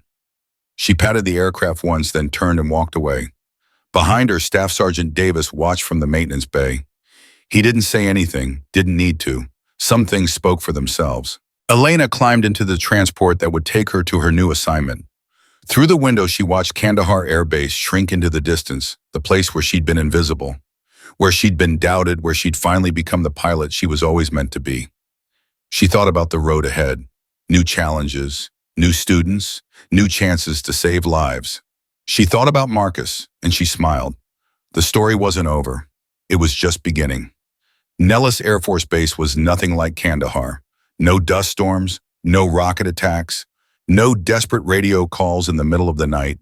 Just endless desert, perfect runways and rows of aircraft that gleamed like they'd never seen combat. Elena hated it immediately. Her first day, she walked into the Close Air Support Development Unit and found 12 pilots waiting for her. All men, all combat veterans, all staring at her with expressions that ranged from curiosity to outright hostility. She recognized the look. She'd seen it her entire career. Good morning, she said. I'm Captain Hawkins. I'll be teaching you how not to kill friendlies. No response. I understand some of you have questions about my qualifications. Let me save you the trouble. She pulled up the first slide on the briefing screen. Gun camera footage from the Kamdesh Valley. This is what we're here to learn. Any questions so far? A hand went up. Captain Derek Stone, F-16 pilot, 3 combat deployments, chest full of ribbons. Ma'am, I've got a question. Go ahead. That footage shows engagements inside 30 meters. That's a violation of AFI 13112. How exactly are you qualified to teach us something that's against regulations? Because I wrote the new regulations, Captain Stone. The ones that replaced AFI 13112. Elena clicked to the next slide. As of last month, the minimum engagement distance for cannon fire in complex terrain is now context-dependent rather than fixed. You're welcome. Oh, Stone's jaw tightened. With respect, ma'am, changing words on paper doesn't change physics. 30 meters is 30 meters. 1 degree of error, and you kill Americans. You're right. 1 degree of error, and you kill Americans. So don't make errors. Elena clicked on again. Another gun camera clip. This is engagement 14 from the Kamdesh Valley. Enemy position 62 meters from friendly strobes. Watch the impact point. The room watched in silence as 30-millimeter rounds stitched a precise line across rock exactly where the enemy had been, exactly where the friendlies weren't. 62 meters, Elena said. 0 friendly casualties. Now who wants to learn how to do that? No hands went up. But the hostility had shifted. Now it was mixed with something else. Respect. The first week was brutal. Elena pushed her students harder than any of them had ever been pushed. 12-hour days in the simulator. Endless repetitions of the same scenarios. Failures analyzed in excruciating detail. Stone, you just killed 3 Marines. Ma'am, the target was clearly marked. The target was moving. You fired it where it was not where it was going. Dead Marines. Reset. Lieutenant Park, what happened? I hesitated, ma'am. You hesitated for 1.3 seconds. In that time, the enemy assault team advanced 12 meters. They're now inside the friendly perimeter. 16 dead. Reset. Captain Williams talked me through that run. I acquired the target, confirmed friendly positions, and engaged at the optimal angle. Your optimal angle put rounds into a rock face that fragmented into the friendly position. 2 wounded, 1 critical. Reset. By Friday, half the class was ready to quit. Elena gathered them in the briefing room. I know what you're thinking, she said. You're thinking I'm too hard, too demanding, too impossible to please. No one argued. You're right, I am impossible to please. Because the enemy is impossible to please. The enemy doesn't care about your feelings. The enemy doesn't care about your experience. The enemy cares about killing Americans. And if you can't meet my standards, you can't stop them. Stone spoke up. Ma'am, we've all flown combat missions. We know what we're doing. Do you? Elena pulled up a new slide. This is the casualty report from Operation Crimson Shield. 9 SEALs killed before I arrived. You know what killed them.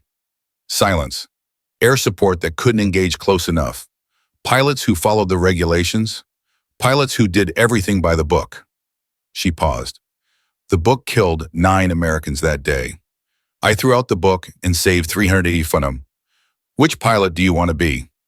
No one answered. We start again on Monday. Anyone who doesn't want to be here, I'll sign your transfer paperwork tonight. No judgment, no consequences. But if you stay, you commit. Fully, no excuses, no shortcuts. You learn to do this right or you don't learn at all. She walked out. Monday morning, all 12 pilots were waiting in the briefing room. No one had quit. The breakthrough came in week 3.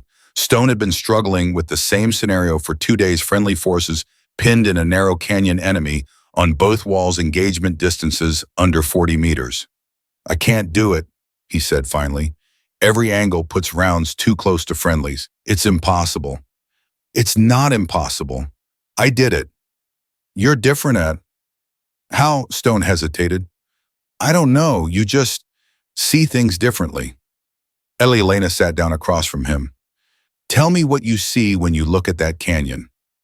I see friendlies at the bottom, enemy on both sides, overlapping fields of fire, no safe engagement angle. Now tell me what you don't see. Stone frowned. What do you mean? You're looking at the targets, the threats, the positions, but you're not looking at the terrain, the shadows, the way the light falls, the way sound travels. Elena pulled up the scenario on her tablet. Look here, this rock formation on the east wall. What do you notice? It's overhanging. Right, which means rounds impacting below it will fragment downward away from the friendlies at the bottom. Now look at the west wall. See this seam in the rock? Yeah, that seam will channel fragments along the wall instead of into the canyon. You're not looking for a safe angle. You're looking for terrain that makes any angle safe.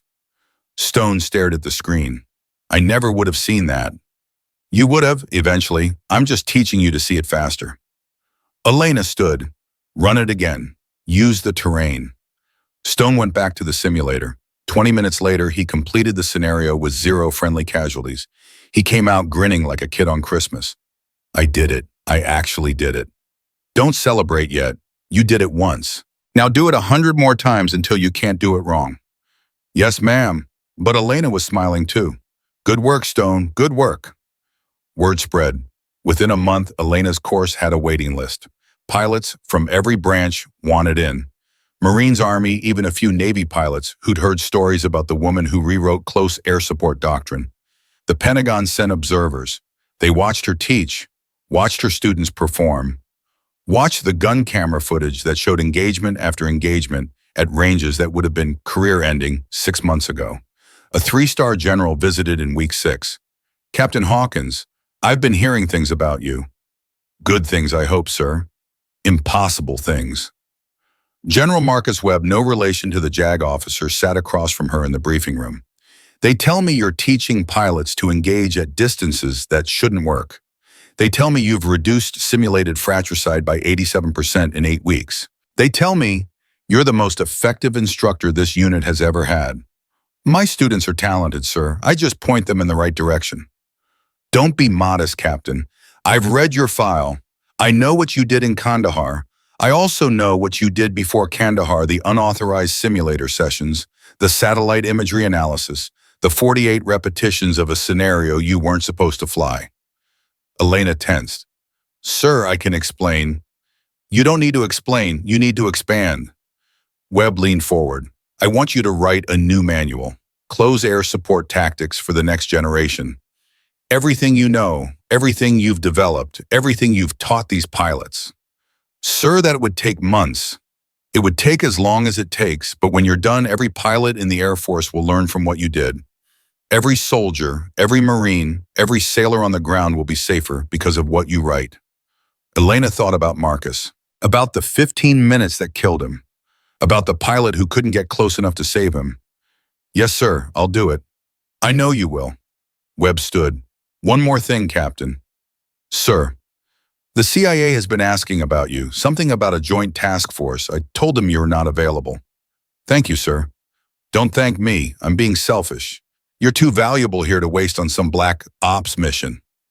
He paused at the door. But if you change your mind, the offer stands. He left.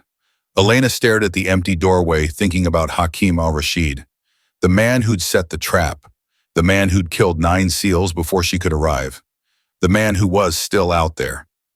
The call came 3 weeks later. Elena was in the simulator bay reviewing footage with Lieutenant Park when her phone buzzed. Unknown number. Captain Hawkins. Captain, this is Director Collins. We spoke in Kandahar. CIA. Her stomach tightened. I remember, Director. What can I do for you? We found him. 3 words. Elena's world tilted. Hakim. He's in a compound in North Waziristan, Pakistani tribal territory. We've been watching him for 2 weeks. He's planning something big. We don't know what yet, but intercepts suggest it's aimed at American forces. Why are you telling me this? Because the operation to take him down is greenlit, and we want you on the team. Elena closed her eyes. Director, I'm an instructor now. I have students. I have responsibilities. You also have unfinished business. Collins's voice was quiet, knowing. I read your file, Captain, and I know about your brother. I know Hakim's network is connected to the cell that killed him. The air left Elena's lungs. What? The commander who ordered the ambush on your brother's unit in 2006, he was Hakim's cousin. Same network, same tactics, same playbook. Elena's hand trembled. The phone nearly slipped from her grip. Captain, are you still there? I'm here. The mission launches in 72 hours. We need an answer in 24. Think about it. He hung up. Elena stood frozen in the simulator bay, her mind spinning. Marcus's death, Hakim's trap, the same network, the same enemy. 15 years she'd been fighting a war she didn't fully understand. Now she understood, and she had a choice to make. She found Stone in the ready room. Stone, I need to talk to you. What's up, ma'am? I might be leaving for a few weeks. Special assignment. Classified. Stone's eyebrows rose. Leaving now, we're in the middle of the advanced curriculum. I know, that's why I need you to take over. Me? You're the best pilot in this class.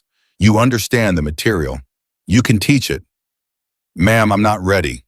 You're ready. You've been ready for 2 weeks. I just needed to make sure you knew it. Elena handed him a flash drive. Everything's on here. Lesson plans, scenarios, assessment criteria. You'll do fine. Stone took the drive slowly. What kind of special assignment? The kind I can't talk about. Is it dangerous? Elena didn't answer. Stone nodded. Then come back safe. These pilots need you. They have you now. They have us. Don't forget that. Elena smiled. I won't. She called her parents that night. Hi, Mom. How are you? Elena, it's so good to hear your voice. Your father's right here. I'll put you on speaker. Hi, sweetheart. Her father's voice warm and familiar. How's the teaching going? Good, Dad. Really good. I just wanted to check in. You never just check in. Her mother's voice sharpened with worry. What's wrong? Nothing's wrong. I've been thinking about Marcus lately. Silence on the line. I've been thinking about the day we lost him, Elena continued, about the flag, about the promise I made. Elena, her father's voice cracked. We're so proud of you. What you did in that valley. Marcus would have been proud too. I know, Dad, but there's still work to do. There are still people out there who hurt our family, who hurt other families. What are you saying? Elena took a deep breath. I'm saying I might have to go somewhere soon. Somewhere I can't talk about. But I wanted you to know that whatever happens, I did it for the right reasons. I did it for Marcus. And for every family that shouldn't have to feel what we felt. Her mother was crying now. Elena, please. Haven't you done enough? Not yet, Mom, but soon. Promise me you'll come home. I can't promise that, but I can promise I'll try with everything I have. She hung up before they could say anything else. Some conversations were too hard to finish. The briefing was held in a windowless room beneath the Pentagon. Elena sat among faces she didn't recognize. Delta operators, CIA paramilitary officers, NSA analysts. Hard men with hard eyes who'd spent careers in shadows. Director Collins stood at the front. Ladies and gentlemen, Operation Ghost Eagle is a go. Our target is Hakim al-Rashid, high-value Taliban commander responsible for coordinating attacks across Afghanistan for the past decade. He's currently located in a compound in North Waziristan, approximately 15 kilometers from the Afghan border. A satellite image appeared on screen, compound walls, guard towers, vehicle traffic. The compound is heavily fortified. We estimate 40 to 60 fighters on site at any given time. Hakim rarely leaves, and when he does, he uses multiple decoys. A ground assault is high risk. So we hit it from the air, someone said. Negative. The compound is adjacent to a village. Civilian population approximately 200. Collateral damage would be politically catastrophic. Then how do we get him, Collins smiled grimly. We draw him out. He clicked to the next slide. Elena's face appeared on screen. Captain Elena Hawkins, the pilot who broke Hakim's ambush at Kamdesh.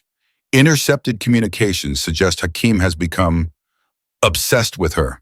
He's offered a bounty for her capture. $3 million. Elena felt every eye in the room turn toward her. Our plan is to use Captain Hawkins as bait. We'll leak intelligence suggesting she's on a training flight near the Pakistani border. Hakim won't be able to resist. When he moves to intercept, we'll have ground teams waiting. You want me to be bait, Elena's voice was steady. Barely. I want you to be the trap, Collins corrected. You'll be in the air providing overwatch. When Hakim's forces reveal themselves, you'll engage. Engage how if they're near a civilian population. That's why we need you specifically. You're the only pilot who can put rounds close enough to matter without causing civilian casualties. Your skills are the linchpin of this operation. Elena stared at the screen, at the compound, at the village, at all the ways this could go wrong. When do we launch? 48 hours. You'll deploy to a forward operating base near the border tonight. Final briefing at 0500 tomorrow. Any questions? Elena had 1,000 questions. She asked none of them. I'm in. The flight to the FOB took 7 hours. Elena spent most of it reviewing intelligence reports, memorizing terrain features, running scenarios in her head. The same preparation she'd done before Kamdesh. The same discipline. But this time was different. This time was personal. She landed at 0300 local time. A Delta operator met her on the tarmac. Captain Hawkins, I'm Sergeant Major Cole. I'll be your ground liaison. Good to meet you, Sergeant Major. Likewise, I was at Kamdesh. Elena stopped. You were SEAL Team 5 Detachment. I was on Chalk 3, the helicopter that nearly got hit by the man-pad. The one she'd saved by flying into the missile's path. I remember Chalk 3. So do I. Cole's voice was rough. I remember thinking we were dead. I remember seeing that missile launch. And I remember seeing an A-10 turn toward it instead of away. He extended his hand. I never got to thank you properly. Elena shook his hand. You're here now. That's thanks enough. No, ma'am, it's not. But maybe this mission will be. He smiled hard predatory. I've been waiting 3 years to put Hakim in the ground. Now I get to do it alongside the pilot who broke his ambush. Let's not get ahead of ourselves. He's smart. Careful. This could go sideways fast. It could, but it won't. Cole started walking toward the operations building. Because we've got something he doesn't. What's that you? The final briefing was at Euro 500. Collins walked them through the operation step by step. The leaked intelligence, the expected response, the ambush positions, the extraction plan. Captain Hawkins, you'll be airborne at Aero 800. Flight path will take you within visible range of the border. Intelligence suggests Hakim monitors all air traffic in the region. When he sees an A-10 with your call sign, he'll move. How do we know he'll take the bait? Because he's obsessed with you. Collins pulled up an intercepted message. This is from 2 weeks ago. Hakim told his commanders, and I quote, "The American woman pilot humiliated me. She killed my fighters. She broke my ambush. I will not rest until I have her head on a pike." Elena read the words, felt nothing. Fear was a luxury she couldn't afford. What's my rules of engagement? Same as Kamdesh. Protect civilian lives, eliminate enemy forces, keep our ground teams alive. Collins paused. And Captain, if you get a shot at Hakim, take it. Understood. One more thing. Collins handed her a small device. Emergency beacon. If you go down, activate this. We'll come for you. What if Hakim gets to me first? He won't. But if he does, Collins met her eyes. Then God help him, because we won't show mercy. Elena took the beacon, clipped it to her vest. Let's get this done. The A-10 lifted off at 800. Elena climbed to 15,000 feet, leveled off, and began her flight path toward the border. Below her, the mountains of Afghanistan gave way to the tribal territories of Pakistan. Somewhere down there, Hakim was watching. Ghost Eagle Control, Thunderbolt 7. I'm on station. Beginning patrol, pattern. Copy Thunderbolt 7. Ground teams are in position. Maintain course and await contact. The waiting was the hardest part. Elena flew lazy circles, her eyes scanning the terrain, her mind running through scenarios. What if Hakim didn't take the bait? What if he saw through the trap? What if Thunderbolt 7 Ghost Eagle Control? We have movement, multiple vehicles departing the compound, heading toward the border. Elena's heart rate spiked. Copy Control. How many? 6 technicals. Estimate 30 to 40 fighters. They're moving fast. Is Hakim with them? Unknown, but the lead vehicle matches his usual convoy pattern. Elena adjusted her course, angling toward the intercept point. Ground teams, you copy? Cole's voice came back. Copy Thunderbolt. We're ready. Drawing them into the kill zone now. I'll be overhead in 4 minutes. Roger, we'll save some for you. The technicals crossed the border at 0847. Elena watched from above as they entered the valley where Cole's teams were waiting. 6 vehicles moving in formation, clearly expecting to find her on the ground. They were about to be disappointed. Ghost Eagle Control, Thunderbolt 7. I have visual on the convoy. Request weapons, free. Stand by Thunderbolt. We need confirmation on Hakim's location. Control, those vehicles are about to hit our ground teams. Stand by. Elena's jaw tightened. Below her, the convoy was approaching the ambush point. Cole's teams were hidden along the ridgelines waiting. Control, need authorization now. Thunderbolt 7, we have confirmation. Hakim is in the 3rd vehicle. You are weapons free. Copy, engaging. She rolled the A-10 into a dive, the world tilting, gravity pressing her into the seat. The convoy saw her coming. The lead vehicle braked hard. Fighters spilled out, weapons raised. Too late. Elena lined up the 3rd vehicle, Hakim's vehicle, and squeezed the trigger. The GAU-8 roared. The vehicle disintegrated. Splash 1, rolling for second pass. She came around for another run. The surviving fighters were scattering, trying to find cover, trying to return fire. Cole's teams opened up from the ridgelines. Crossfire, chaos, carnage. Thunderbolt 7 ground teams are engaged. Request suppression on the East Ridge. Copy, engaging. She shifted her aim, found the fighters on the eastern slope, and walked a burst across their position. East Ridge clear. What's next? We're advancing on the vehicles. Cover our approach. I've got you. For the next 6 minutes, Elena worked the battlefield like she'd worked Kamdesh, precise, methodical, lethal. Every target acquired, every burst placed exactly where it needed to be. When the shooting finally stopped, 28 enemy fighters were dead. Cole's teams had 0 casualties. Ghost Eagle Control, Thunderbolt 7, battle damage assessment complete. All hostile forces neutralized. Copy Thunderbolt. What about Hakim? Elena looked at the burning wreck of the third vehicle. Nothing could have survived that.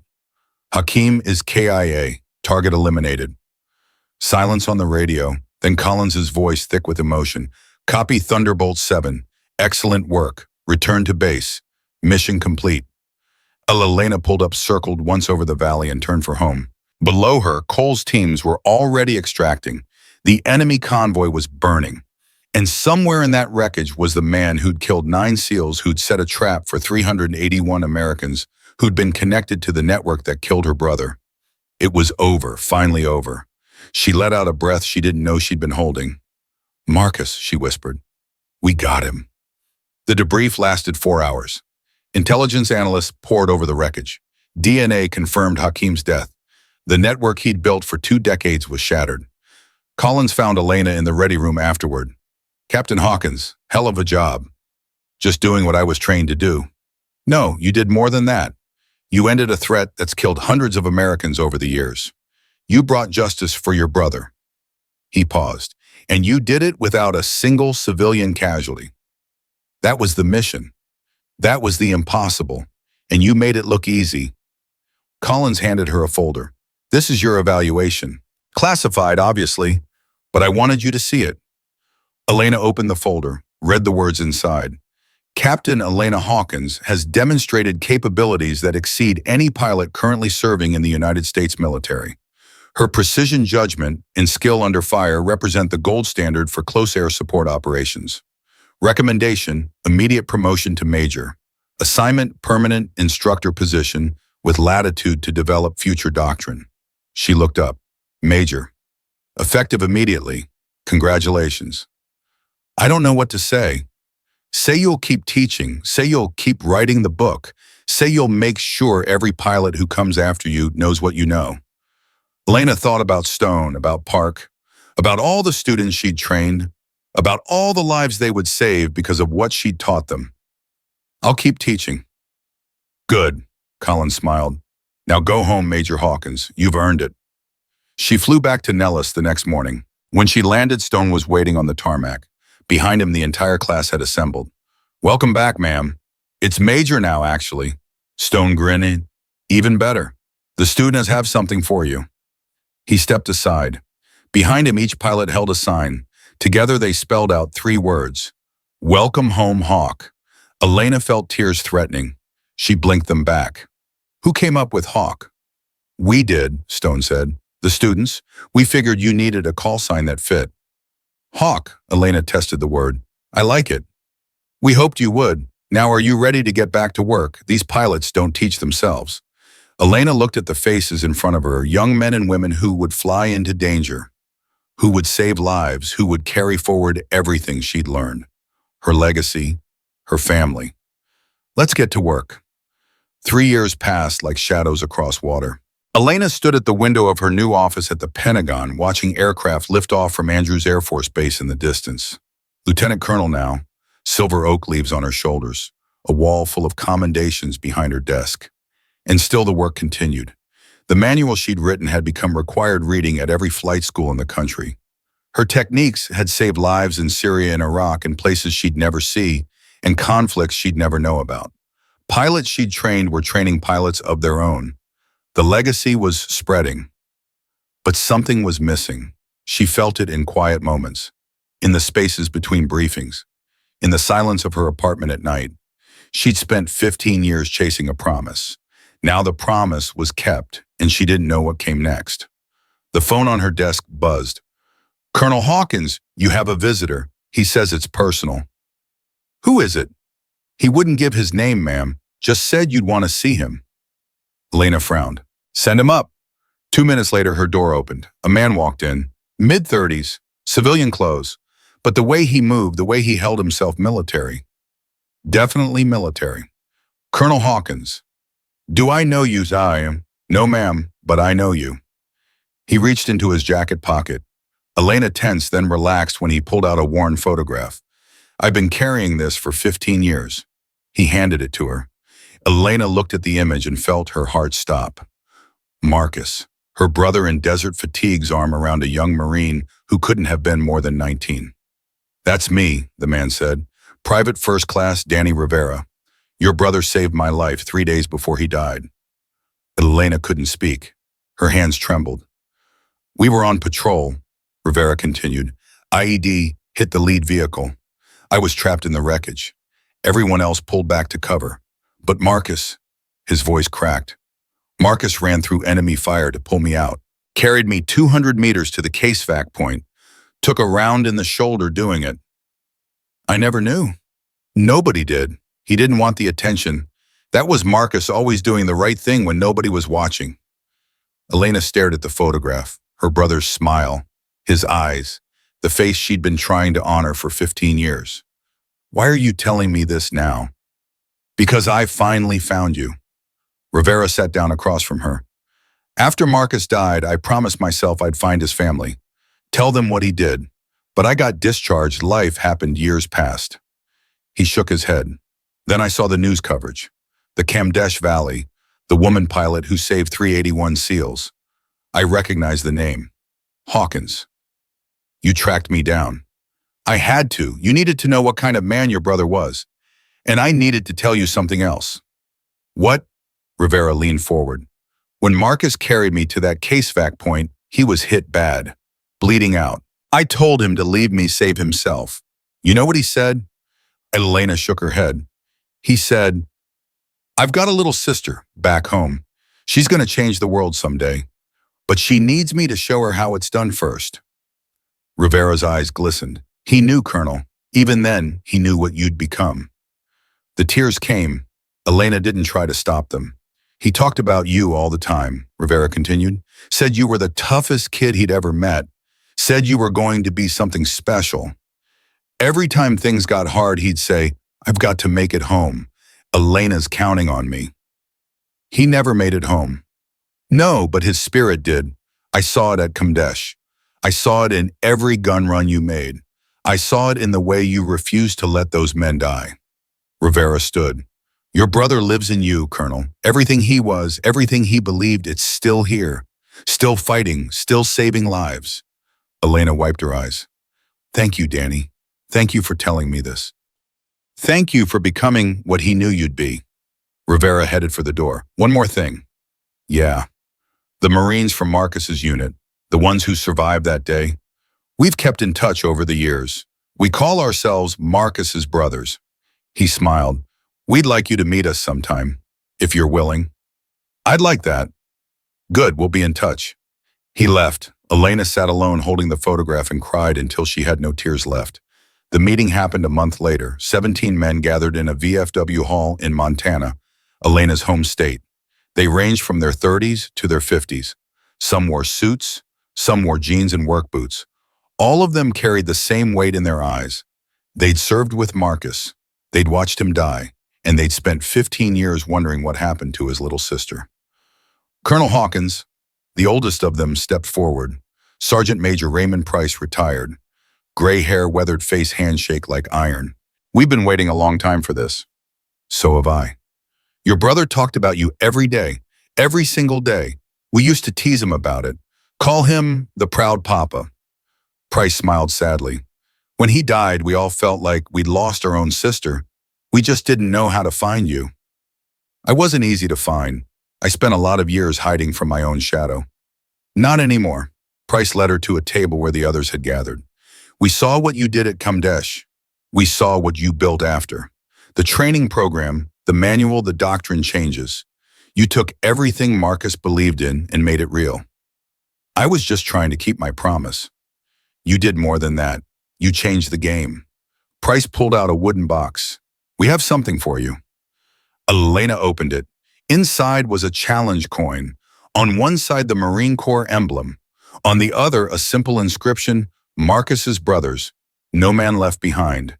And beneath the coin, a folded flag. Elena's breath caught. That was Marcus's flag, Price said quietly. The one they presented to your parents. Your mother gave it to us before she passed. She said you'd stop talking to her about Marcus, stop visiting his grave. She thought maybe we could reach you in a way she couldn't. Elena's mother had died 2 years ago. Heart attack. Quick and painless, the doctor said. Elena had made it to the funeral but couldn't bring herself to speak. The guilt had nearly destroyed her. I didn't know she gave this to you. She loved you, Elena. She understood why you pulled away. You were fighting your own war, but she wanted you to have this when you were ready. Price closed her hands around the box. Are you ready? Elena looked at the flag, at the coin, at the 17 of faces watching her. I'm ready. The ceremony was small, private, perfect. They gathered at Marcus's grave in Arlington National Cemetery.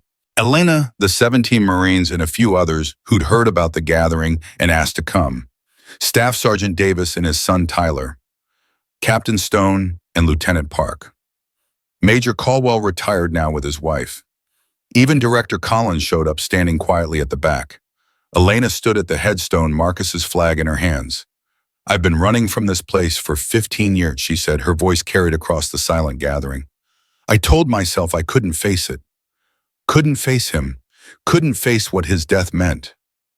She knelt beside the grave.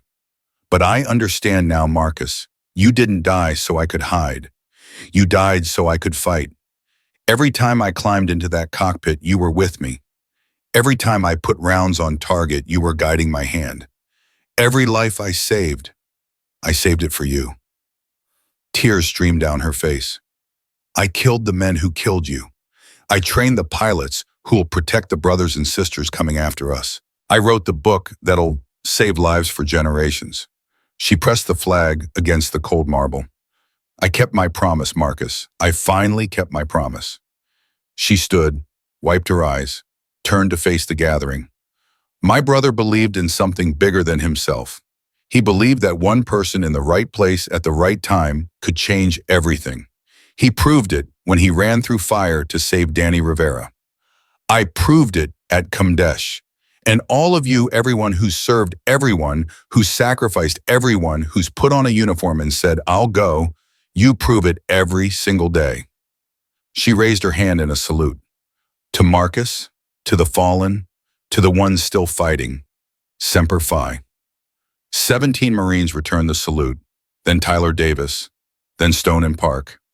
Then everyone present, civilian and military alike, standing at attention for a hero who'd given everything. The silence stretched. Then Price stepped forward. Colonel Hawkins, we have one more piece of business. What is it? We've been talking, the 17 of us. We've decided to turn Marcus's brothers into something more than just a reunion group. More how about find a foundation, supporting military families who've lost loved ones, providing scholarships for kids like you. We're kids who lost brothers and sisters and parents to war. Price pulled out a document. We're calling it the Marcus Hawkins Foundation, and we want you to lead it. Elena stared at the paper. I don't know what to say. Say yes. Your brother started something when he saved Danny. You continued it when you saved 381 SEALs. Now it's time to make it permanent. She looked at the gathering, at the faces of men who'd loved her brother, at the pilots she'd trained, at the families she'd saved. Yes, she said, I'll do it.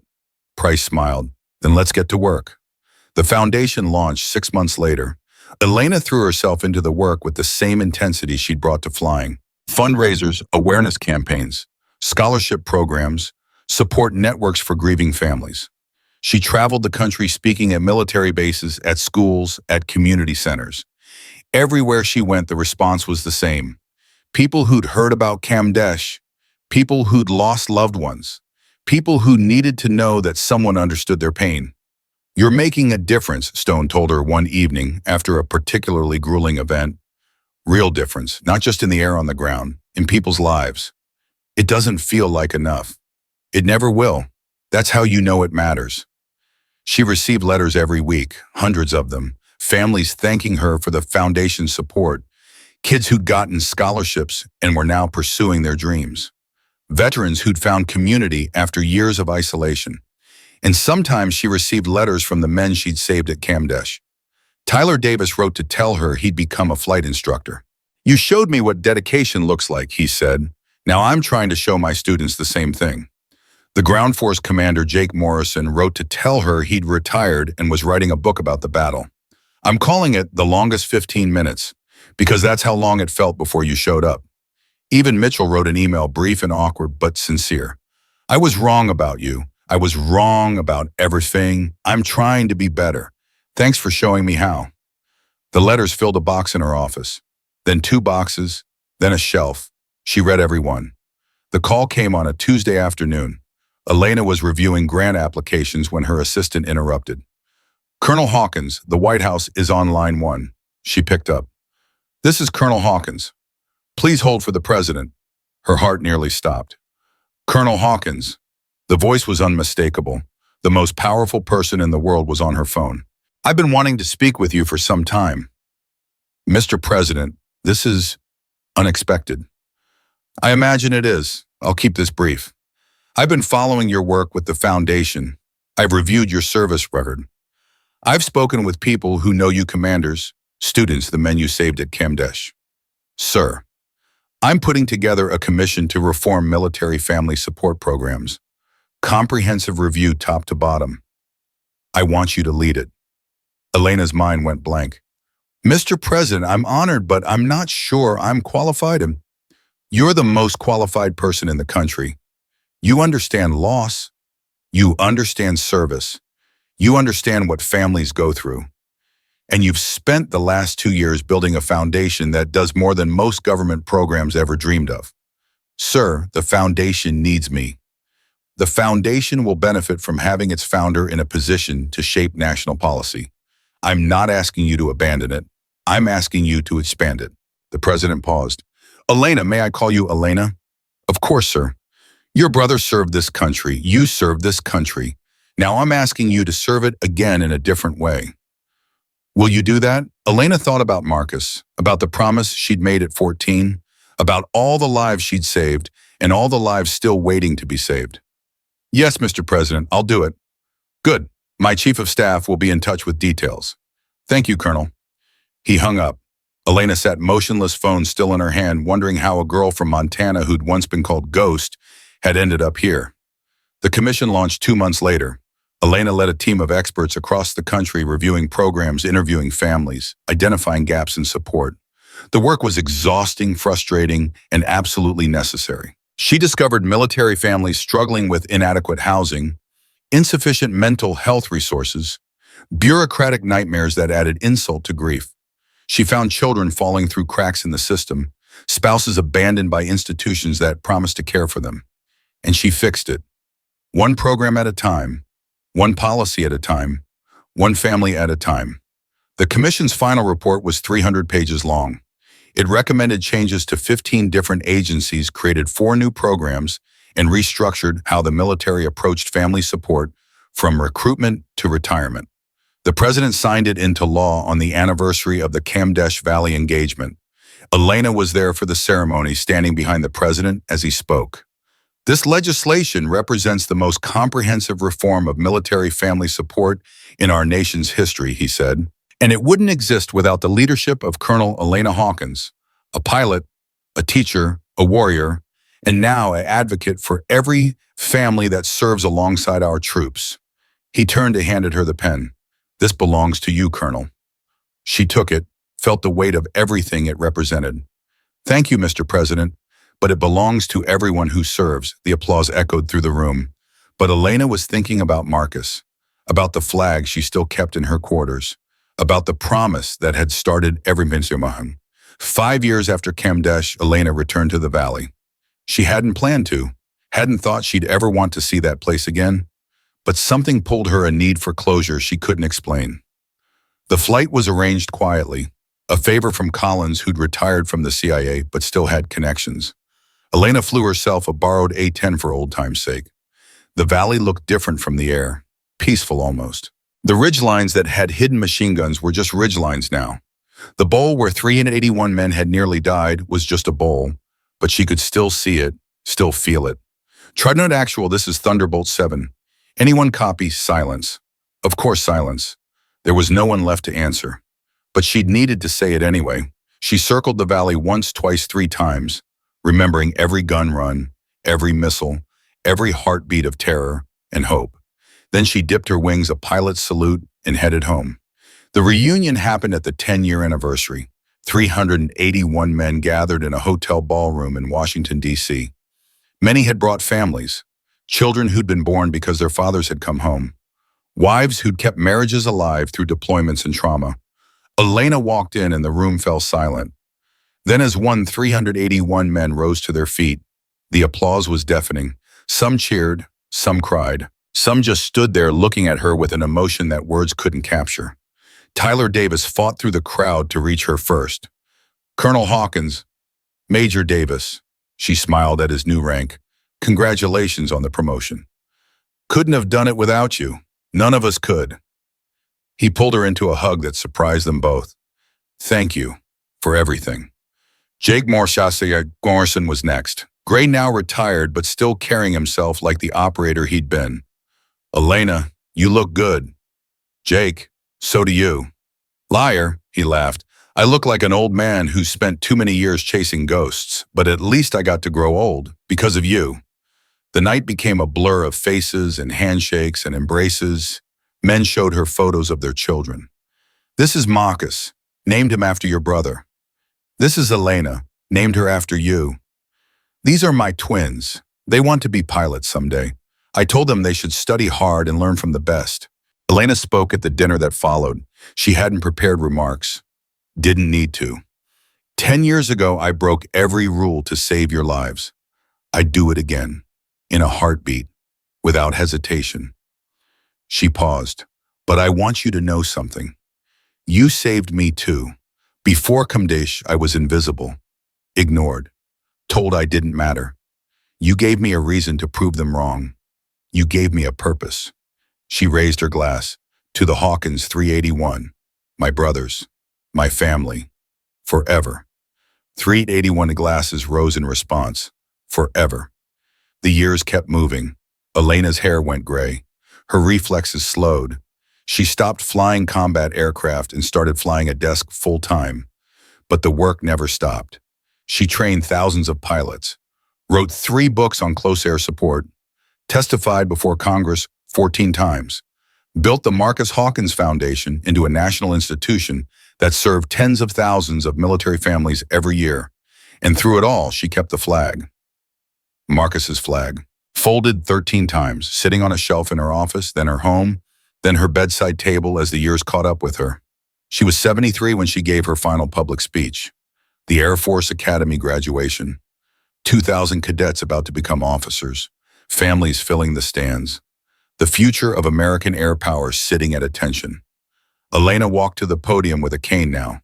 Her knees had finally betrayed her, but her voice was still strong.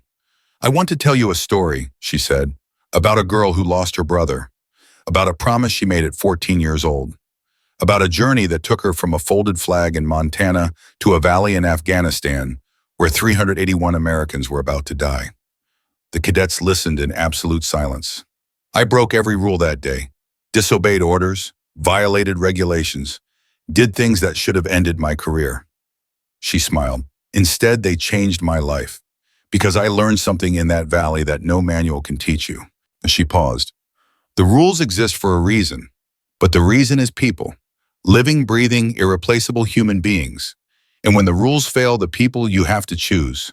Play it safe and watch them die, or take the risk and give them a chance." She looked out at the sea of young faces. "I chose to give them a chance, and I've spent every day since trying to give that same chance to others.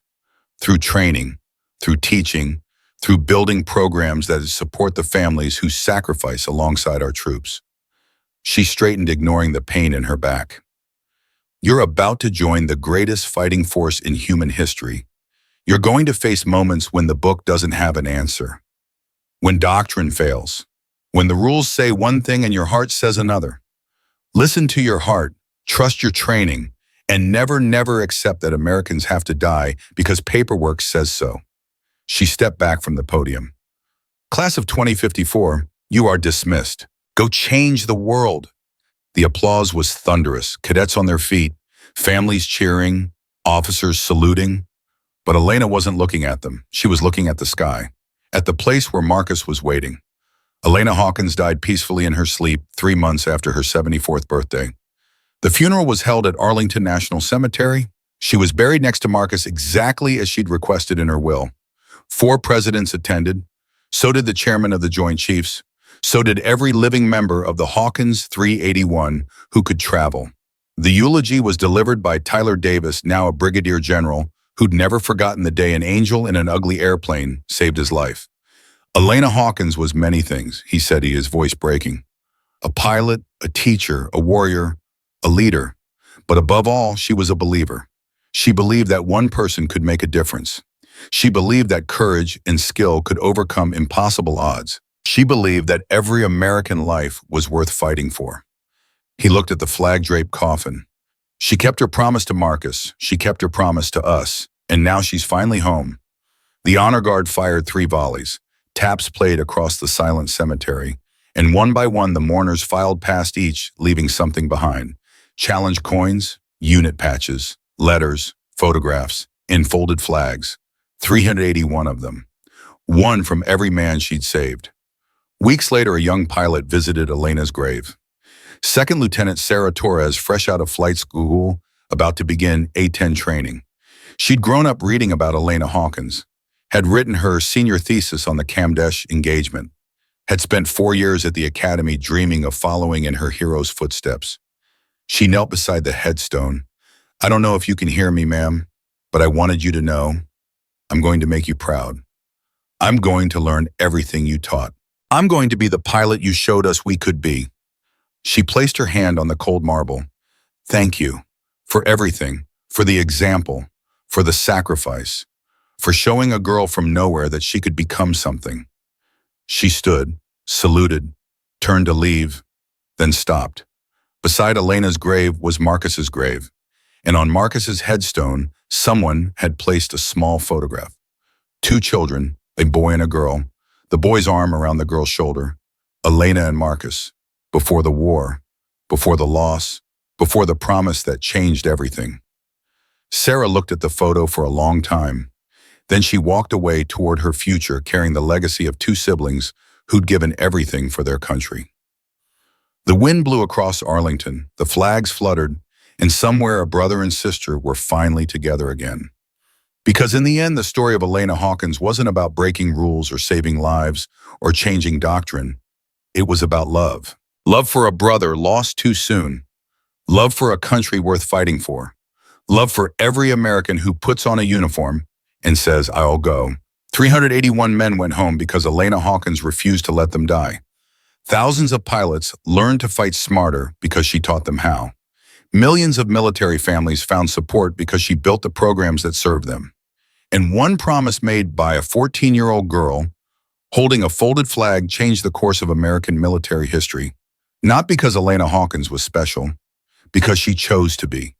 Because when the moment came when 381 lives hung in the balance, she didn't wait for permission. She didn't ask for approval. She didn't accept defeat. She climbed into her cockpit, pushed the throttles forward, and flew into hell. And she brought everyone home. That is the story of Captain Major Lieutenant Colonel Elena Hawkins, the pilot they called Ghost, the teacher they called Hawk, the hero they called Sister, and the legend they will never forget. If this story moved you, leave a salute in the comments below. Share it with someone who serves, and remember, every hero starts as someone ordinary who chooses to be extraordinary. Until next time, stay strong, stay proud, and never forget those who gave everything so we could be free.